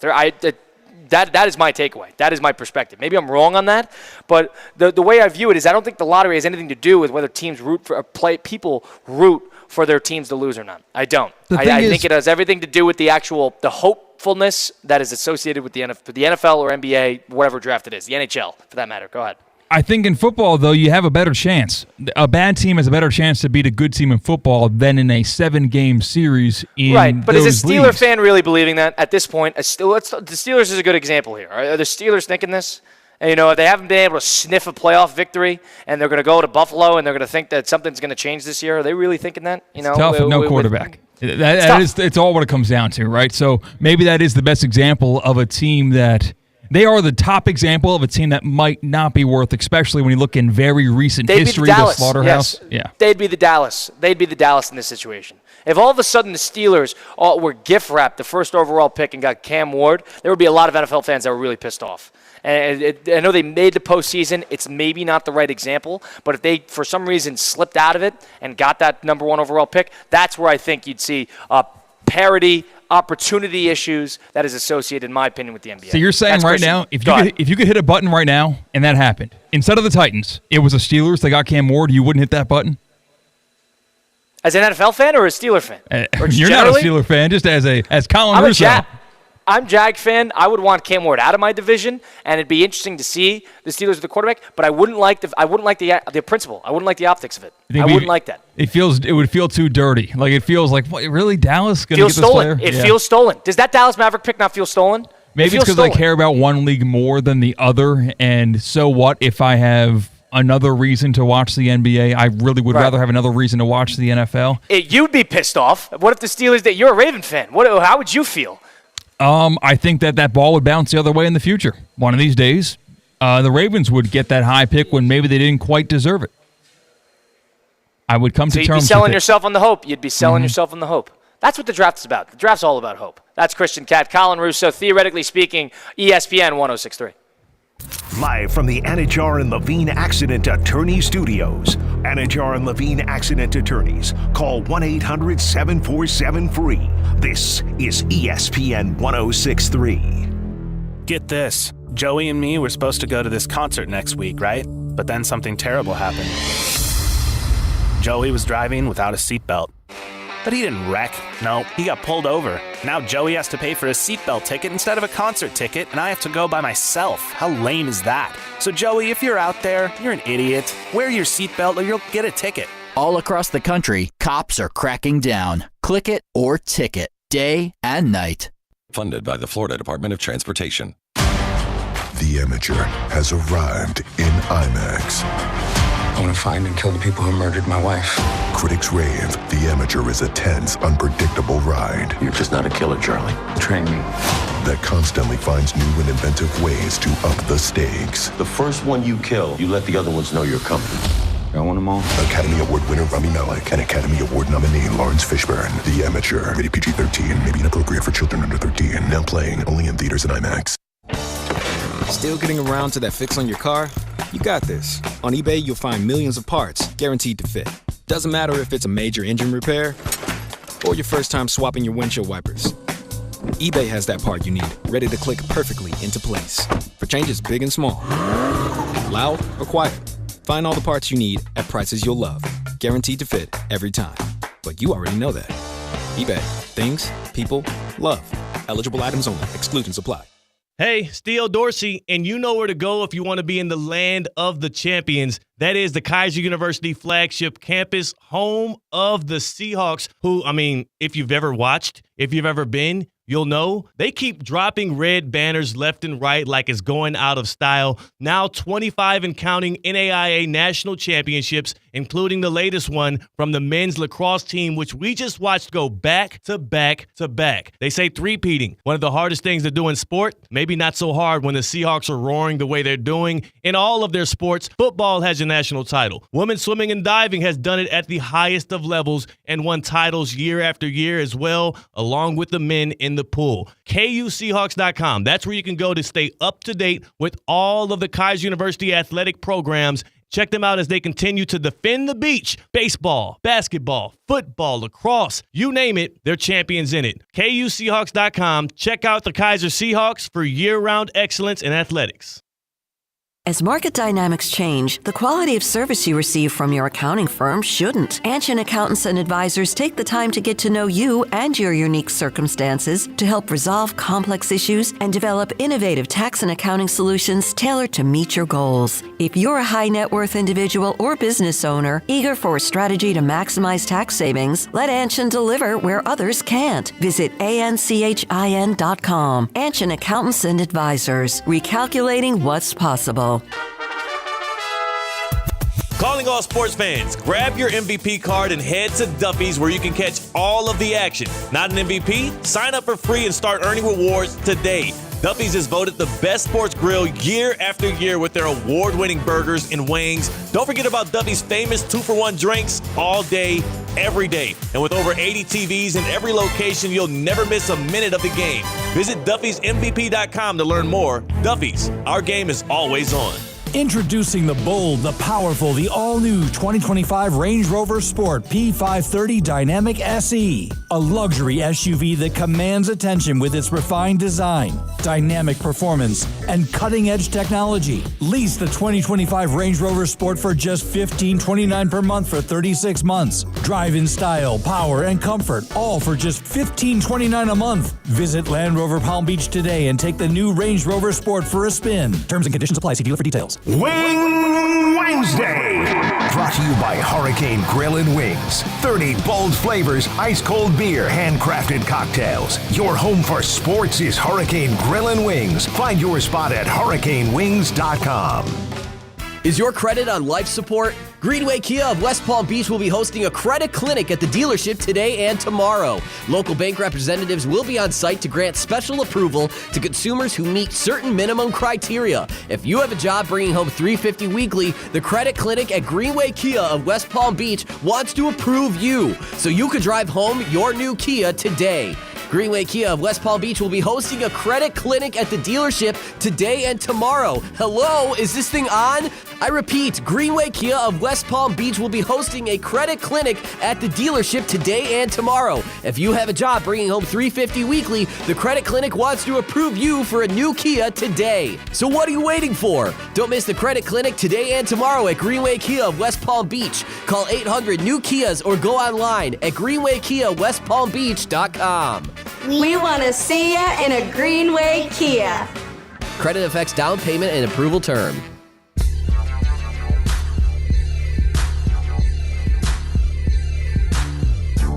Live from the Anajar and Levine Accident Attorney Studios, Theo Dorsey is Theoretically Speaking. Streaming live on YouTube, here's Theo Dorsey.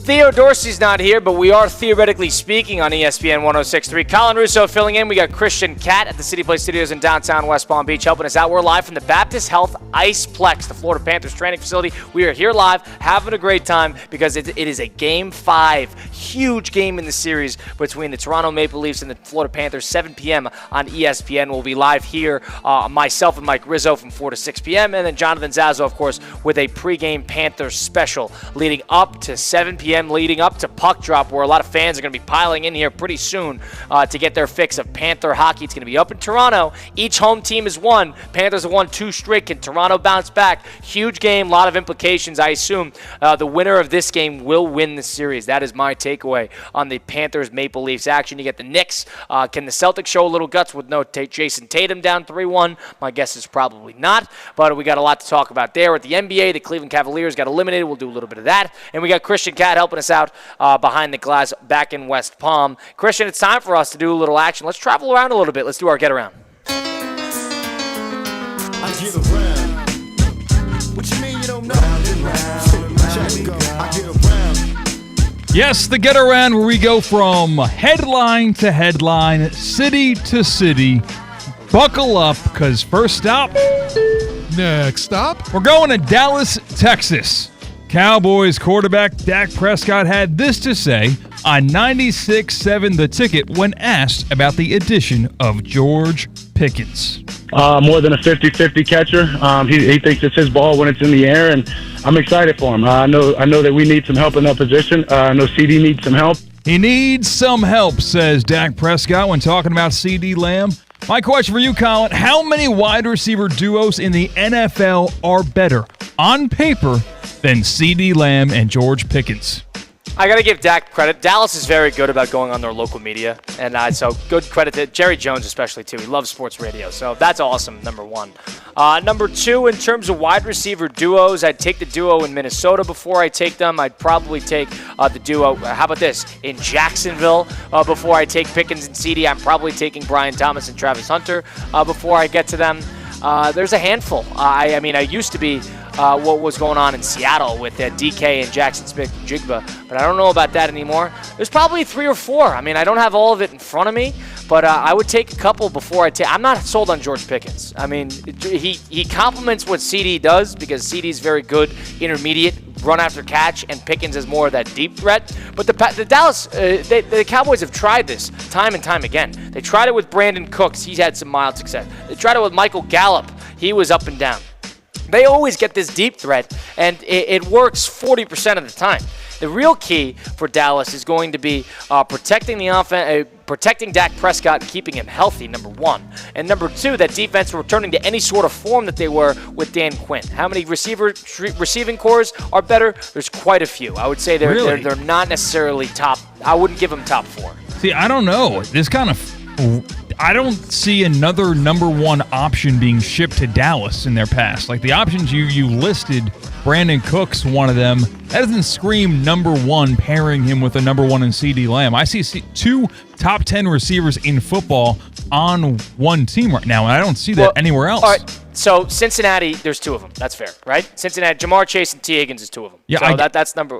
Sure. I guess I would say the difference between Jamar Chase and CD Lamb is enough to make up for the difference between T. Higgins and George Pickens, where I could argue George Pickens might be a better receiver than T. Higgins. Right, but I would take that duo tomorrow over that duo, over the Pickens duo. I think you're overrating Pickens. That's my personal opinion. I mean, I would take, call me crazy, I would take, if healthy, that Mike Evans and Chris Godwin before I take CeeDee Lamb and George Pickens. I guess it's fair to say we're talking on paper. I mean, if you can't have any proof of concept so far with Pickens and CD on the field, I guess you can say he's going to be healthy, yeah. I'm taking Jameson Williams and Amon-Ra St. Brown before I'm taking those 2 in Dallas. I mean, you want to talk about one-trick pony. Like, Jameson Williams, his regular stat line is 2 catches for 95 yards and a touchdown. Still taking him over that. I think I am. So because of that, I think there's a couple here. And call me crazy. Circle back week 8, Jacksonville. Brian Thomas Jr. and Travis Hunter. Circle back week 8. Now, how about where we going next? With the Eagles? Would you take Devontae Smith and A.J. Brown over George Pickens and CeeDee Lamb? You can't take these guys, the George Pickens, for just face value as a football player because he's a unrelenting pain in the rear end throughout the offseason. He's difficult to deal with as a player on the field because he's always assaulting people after the play, and he's apparently difficult to deal with because Pittsburgh couldn't wait to get rid of him after they got Metcalf in there and they sold him for nothing. So it tells me that Pickens is not an easy person to deal with. Now, Dallas might be uniquely equipped to deal with him, but I would say that because of him, I would probably take the A.J. Brown, Devonta Smith, because I think it's just a little bit easier to deal with. I know A.J. Brown's got his own thing of plethora of issues, but I mean, I would take A.J. Brown's nonsense over George Pickens' nonsense. Where are we going next? Next stop, Tulsa, Oklahoma. Kansas City Chiefs superfan Chiefsaholic has been sentenced to 32 years in state prison for robbing a Tulsa area bank. Actually very familiar with the area. Bixby, very good football team there. You see him on ESPN often. Chiefsaholic, he was already serving more than 17 years in federal prison for a string of 11 bank robberies across 7 states, stealing $850,000 to fund his super fandom. Now, when talking about one of these capital offenses, is bank robbery kind of the coolest one? I was gonna say, I mean, like I heard 11 bank robberies, and I was more impressed than horrified. Yes, I was a little bit more impressed. That guy got away with 11 bank robberies. Yes, he's living Grand Theft Auto in real life, and sure, he had a lot of victims in that. No one killed. People maybe scarred for life and terrified for their lives. As long as he didn't kill any, it doesn't sound like he's getting charged for murder, so he just robbed the bank. That's what he did. As long as he didn't hurt anybody. Listen, should be in good shape. Those aunt and uncles who were in those banks during those robberies, they've got a icebreaker to talk about for the rest of their lives. That Thanksgiving, who else has a story that rivals Aunt Jeanette's as she's talking about when she was robbed at her TD? Like, come on now. And as Robert De Niro says in Heat, he goes, your money's insured by the federal bank, or by the U.S. government. This is the bank's money, not your money. Don't be a hero.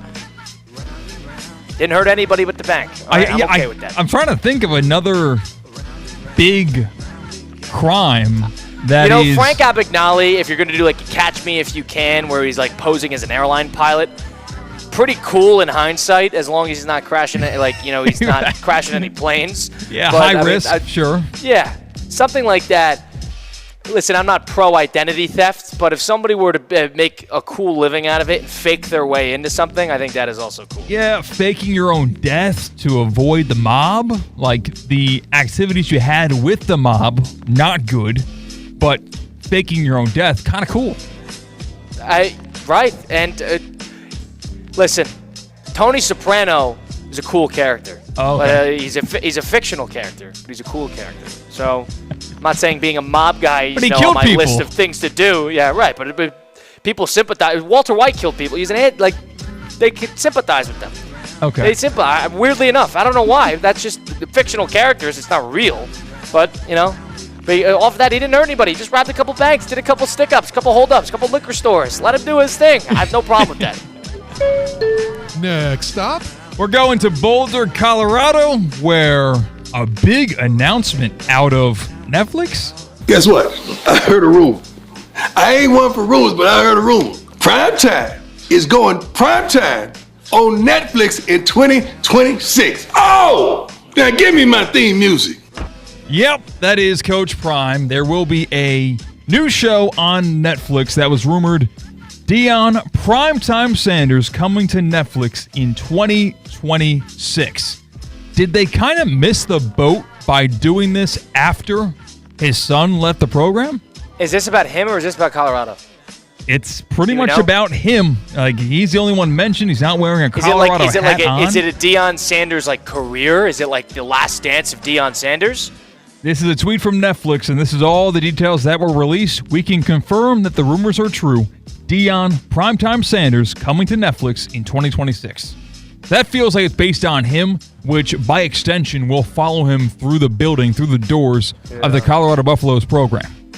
See, there's a very tricky line that they're going to have to walk here. I am more interested in Deion's career as a player and his journey, FSU all throughout it. I'm more interested in that than I am in his nonsense at Colorado. Unless Colorado goes and wins a national title this year, then I'll be interested in that. But if they go out and go 7-5, I don't need to necessarily see the rundown on Colorado. But if it's about his career, and they do a little bit of back and forth with some Colorado stuff and him being a coach, I could get into that. There's a very fine line they're going to have to walk Netflix, and I don't think they'll walk it. Where are we going next? Would you are you going to watch it? It depends how they do it. If this is a Colorado, Hard Knocks, I'm not watching it. I'm not watching it. But if it's a Deion Sanders about his career, I'm watching it. Where are we going next? Next stop. We're going to Sao Paulo, Brazil. You mentioned it briefly earlier on in the show, Colin, but YouTube will now stream the second NFL game of the season for absolutely free. It's only been the Chargers announced quite yet. You said it probably will be the Chiefs, but either way, it'll be the Chargers playing on YouTube for absolutely free. Colin, do you think you're going to get phone calls and texts from relatives on to how exactly to watch this game? Yes. Relatives. Unfortunately. Yes. Yes. Probably immediate relatives, too. Not even just like the grandmother. I think my parents are going to be asking me. Oh. It's such a... Yeah. Yep. It's just so tricky. It's so tricky. But I like the idea of a game being on YouTube, and because that is, it's easier to access, but I like the idea of it being free. That, to me, is like, all right, we'll take 8, you take 1. That's the NFL. Like, we'll take 8, we'll sell it to Netflix, we'll sell it to everybody for God knows what, for however much money, and you take this. That, for me, is makes it worth it. I'm going to receive a lot of texts on where to find these games. This is going to be annoying. So you know how there's a big push worldwide kind of for now the internet being like a necessity it's a God-given right almost to be connected to the internet because of how much that actually gives you in terms of opportunity in life. I think we might eventually, maybe in 2070, there will be enough sponsorship dollars, the big dogs, the insurance companies, the internet companies might put enough money into the NFL to make football a God-given right. Watching NFL football a God-given right. I am not shocked if in 50 years football is free to watch. Am I crazy? Like I had to pay in the old days for certain internet speeds and stuff like that, and you still do in some capacity, but now all of a sudden it's just so much more widely accessible. Now, I see the vision. I see the vision. I think that the people that want to get their brand, their product, their imaging in front of as many eyeballs as possible will pay enough money to the NFL to where the games can be broadcasted not on a channel you got to pay for, not on the Netflix, the paywalls. I think it will actually be public access in our lifetime. The other thing I would say is maybe the TV deal value goes down. So keep that in mind as well. So maybe, yes, they get so much advertiser money that they almost don't need it, but maybe the TV value goes down, that it's just so easy to pirate, to access, to watch it anyway, that they say, let's cut our losses, let's maximize advertising, and let's just put it on a central service like this. Is it possible? Yes. Do I think it's going to happen? Absolutely not. Going anywhere else? Let's go. Stop. We're going to Quail Hollow, North Carolina. We are 1 year removed from one of the craziest stories really in golf history, where world number one Scottie Scheffler was arrested on the morning of one of his PGA Championship rounds for the alleged traffic infraction where he was trying to get to Valhalla Golf Club. Scottie's got a good sense of humor about these types of things. Yesterday, he would not take off the credential that says that he is Scottie Scheffler and he should be behind the ropes. And today, people went back and looked at this, by the way. This has been fact-checked. Scottie Scheffler has never worn the color burnt orange in his PGA Tour career, except for his practice round today. Burnt orange, wow. Why is that significant? Well, that is the color of the prison suit that he wore when he got his iconic mugshot before the PGA Championship just last year.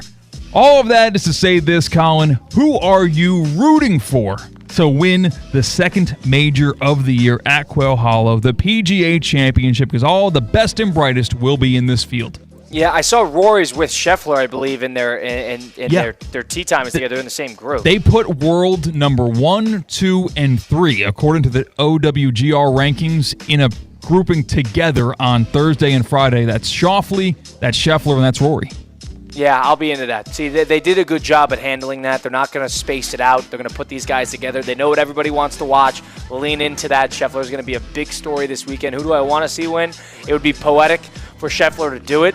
And I'm very curious to see how Rory's going to play here. You know, Rory back in the mix here at another major post Masters. I think that's going to be the threesome to watch in the first 2 rounds of the actual tournament. So who am I rooting for? You got to root for Scheffler. You're not rooting for America if you're not rooting for Scottie Scheffler to get his get back in the same event as where he got arrested last year. I mean, anywhere else? That's all. That concludes the get around. I still couldn't believe what I was watching on TV at that time of the year.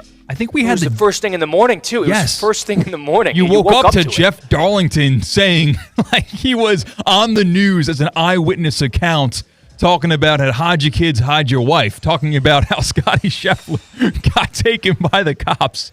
That was a surreal experience. I couldn't imagine being there. And then the video hadn't come out yet, so the story was, he was mouthing off to a cop and he ran over a cop's foot. The first story was he ran over a cop and he flew over the windshield, and then he ran over a cop's foot, and then he didn't do anything, and then all of a sudden he was mouthing off to a cop, and then the video came out, and he did absolutely nothing wrong, and then they arrested him. So it was bizarre how the stories kept spiraling in every direction because nobody had any idea what the hell was going on. And the mugshot came out early enough in the day where people were wearing T-shirts that had Scottie Scheffler's mugshot the same day he got arrested, and they're like sitting in front of the gallery, and Scottie looks up and sees that and laughs about it. It's bizarre. It's very bizarre. The funniest thing is that was probably the fastest processing period of somebody going through the justice system ever, because he was over and done with. It was like 9:15 and he was out on the course. Yeah, they did not have to adjust his tee time. He made it in time. He made it in time. They just got to it. They arrested him. They booked him. They got the picture, and they said, get the hell out of here. We'll see you out in the course. And because of that, it's the fastest processing period for a guy getting arrested ever. But because of that, it added to the allure of the day because it didn't necessarily impede on the event itself. That's Christian Catt. Colin Russo, theoretically speaking, we close out the program next. Lead right into Russo and Rizzo. We're live from the Baptist Health ICEPLEX down in Fort Lauderdale. Game 5 of Toronto Maple Leaf Florida Panther action, tied 2-2. Tonight, 7 p.m. on ESPN. We close out a little bit next, do a little Pete Rose. Stick around for it. Theoretically speaking, ESPN 106.3. Live from the Anajar and Levine Accident Attorney Studios. Anajar and Levine Accident Attorneys. Call 1-800-747-FREE. This is ESPN 106.3. Improve your golf game fast at the all-new Kaiser University Golf Coaching Center. The Kaiser University Golf Coaching Center has the facilities, tools, and coaching you need. Enjoy the best facilities in the area with an expansive chipping and putting area, practice bunkers, a huge putting green, plus a 2,000 square foot indoor training area with 3 hitting bays, cutting-edge analysis technology, and more. The Kaiser University Golf Coaching Center in the heart of Palm Beach County off I-95 and the Turnpike. Find out more at kaisergolfcenter.com. When you're in pain and an hour seems like a day seems like a month, there's only one place to go for your treatment: Pain Care Florida. Our pain management specialists have the knowledge and experience in state-of-the-art procedures to relieve pain and get you moving. Time waits for no one, especially when you're in pain. Visit paincareflorida.com. Pain Care Florida. Stop hurting, start living today. Is your credit on life support? Greenway Kia of West Palm Beach will be hosting a credit clinic at the dealership today and tomorrow. Local bank representatives will be on site to grant special approval to consumers who meet certain minimum criteria. If you have a job bringing home $350 weekly, the credit clinic at Greenway Kia of West Palm Beach wants to approve you so you can drive home your new Kia today. Greenway Kia of West Palm Beach will be hosting a credit clinic at the dealership today and tomorrow. Hello, is this thing on? I repeat, Greenway Kia of West Palm Beach will be hosting a credit clinic at the dealership today and tomorrow. If you have a job bringing home $350 weekly, the credit clinic wants to approve you for a new Kia today. So what are you waiting for? Don't miss the credit clinic today and tomorrow at Greenway Kia of West Palm Beach. Call 800-NEW-KIAs or go online at greenwaykiawestpalmbeach.com. We want to see ya in a Greenway Kia. Credit affects down payment and approval term. It's a Citrus Series showdown as the Marlins take on the Rays, May 16th through 18th, and the weekend lineup is stacked. Friday, the smash hit Barbie Game Day is back. Turn the ballpark pink with exclusive jerseys and fun bites. Saturday, celebrate the legendary Celia Cruz with live music, vibrant energy, and purchase a special Celia-themed Cuban heritage jersey designed by local artist Tism 305. Then Sunday, it's family fun and our first ever Celia Cruz bobblehead giveaway. Join the party. Get your tickets now at marlins.com/tickets. Hey, Steph Prince here, General Manager of ESPN West Palm, to tell you about a team that has meant a lot to me and this community for a long time. Bob and the team at Bradley Heating and Air Conditioning have been helping me stay cool for years, whether at home or in the office. And living in South Florida with 3 kids, I don't know what I'd do without them. Family owned and operated, serving Royal Palm Beach and beyond since 1980. Let the knowledgeable and trained team at Bradley help you with your residential and commercial needs, installation, repair, seasonal maintenance, upgrades of all makes and styles and models of HVAC equipment, and so much more. Bradley Heating and Air Conditioning does things right the first time and makes the process smooth, stress-free, and most importantly, keeps you cool. Give them a call at 561-793-7497. That's 561-793-7497 or bradleyair.com. Any need, big or small, trust the amazing team at Bradley Heating and Air Conditioning. Want to accelerate your career as a manager or executive in the exciting industry of sports? Florida Atlantic University's MBA in Sport Management program is ranked #1 in Florida and 10th in the world. Students learn practical and applied skills from top faculty and experts who work in the industry. With a 94% placement rate for all grads, the full-time MBA program sets students up for success in the world of sports. Check out Florida Atlantic University's MBA in Sport Management program today by going to business.fau.edu.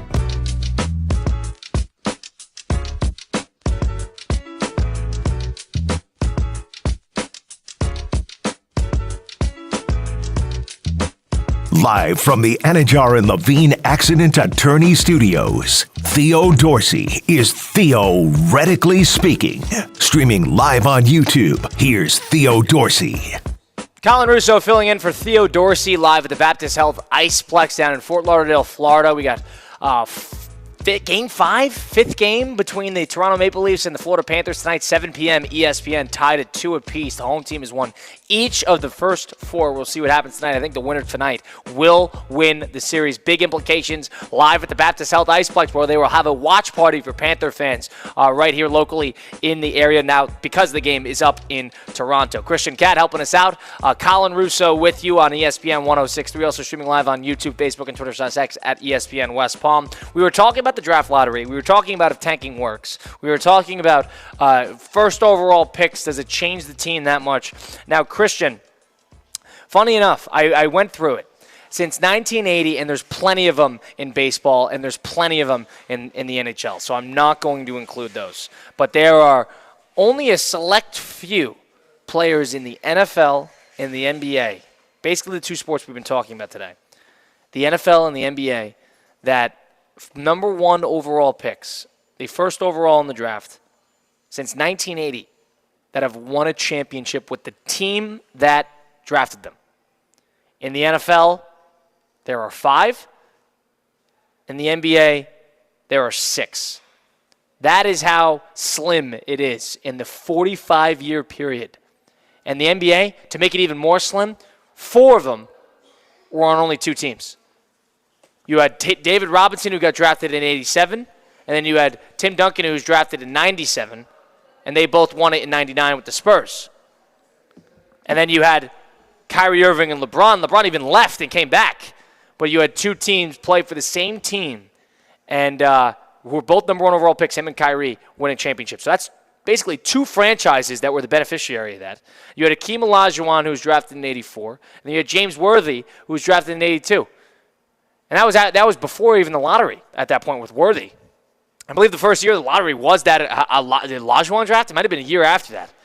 Point being, these number 1 overall picks, it very rarely works out that these teams are going to get a championship out of it. And the football side of things, you think basketball was slim? Take a look at the football. You got Russell Maryland and Troy Aikman, who both were the beneficiary on the Dallas teams in the 90s. And they were both number 1 overall picks. Aikman in 89 and Maryland in 91. Orlando Pace was the first overall pick in 1997. He won a championship with the Rams. And then Peyton Manning, of course, in 1998 was the first overall pick and won a championship with the Colts. Eric Fisher, the left tackle drafted, I believe, 2014, I want to say? 2013 he was maybe drafted? The left tackle who had a pretty good career with the Kansas City Chiefs as the number 1 overall pick, won a championship in 2019. That was his last season with Kansas City was 2020. That is 5 players that have been number 1 overall picks that have won championships with the team that has drafted them now, in the NFL and in the NBA. Go ahead. Is that partially because, let's talk about the NFL first. Is it because that we happen to be talking about the time frame of which the Patriots dynasty existed and the beginning of the Chiefs dynasty, so you kind of take half of those Super Bowls? That's being generous. Maybe a quarter of those Super Bowls went to one team? Maybe there's something to, and you can even talk about the 90s. I mean, the Cowboys won 3 in the 90s. You had the Broncos won 2. It was an era of, back-to-backs, consistent Super Bowl appearances and championships. Then you had the Patriots win 3 and 4. They're back and forth. The Eagles have won twice. You're right. And there was a couple players that got close. Andrew Luck got fairly close. He was an AFC Championship game. Burrow got close. Had a fourth-quarter lead in the Super Bowl. Jared Goff got close with the L.A. Rams, I should say. Michael Vick got close. Eli, if you want to count that as being close, he was a first overall pick. He ended up doing it with the Giants, the whole thing. That was close. Now, the one thing, to your point, Christian, does this lean into the idea that the NFL maybe doesn't have parity? Maybe you're right. But I think the idea that the selling of the hope and that it's all about roster construction at the core of it. It's about putting together a good roster and 1 through 53 instead of just the first overall pick. But you got to be sold on a poster boy to keep fans into it. I'm more thinking from a fan engagement standpoint. You need to give these teams opportunities at the first overall pick, but it's no guarantee that it's going to work. It's no guarantee that it's going to work, especially if it's a quarterback or especially if it's a position player. So that you're right, to the point that we've had dominance in the NFL, and that's just been that. But the NBA's seen dominance too. I mean, it's a league of dynasties. That is what it has been. Maybe the NHL has had so many different champions. That is why that has worked so well for them. In terms of, Ovechkin was a first overall pick. Sidney Crosby, just great players. They have an idea coming into the NHL. But Patrick Kane, another one.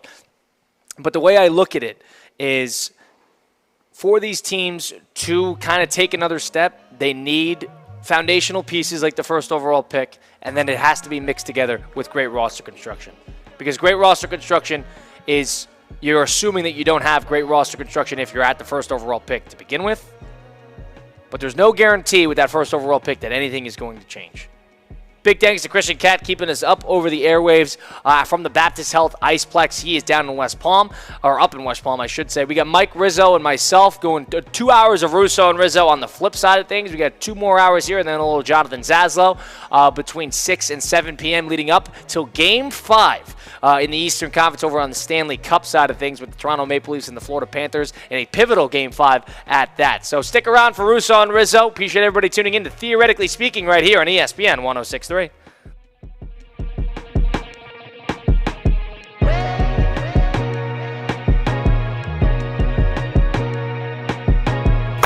The playoffs are heating up, but your home shouldn't. Stay cool with EDS Air Conditioning. Right now, qualified customers can take advantage of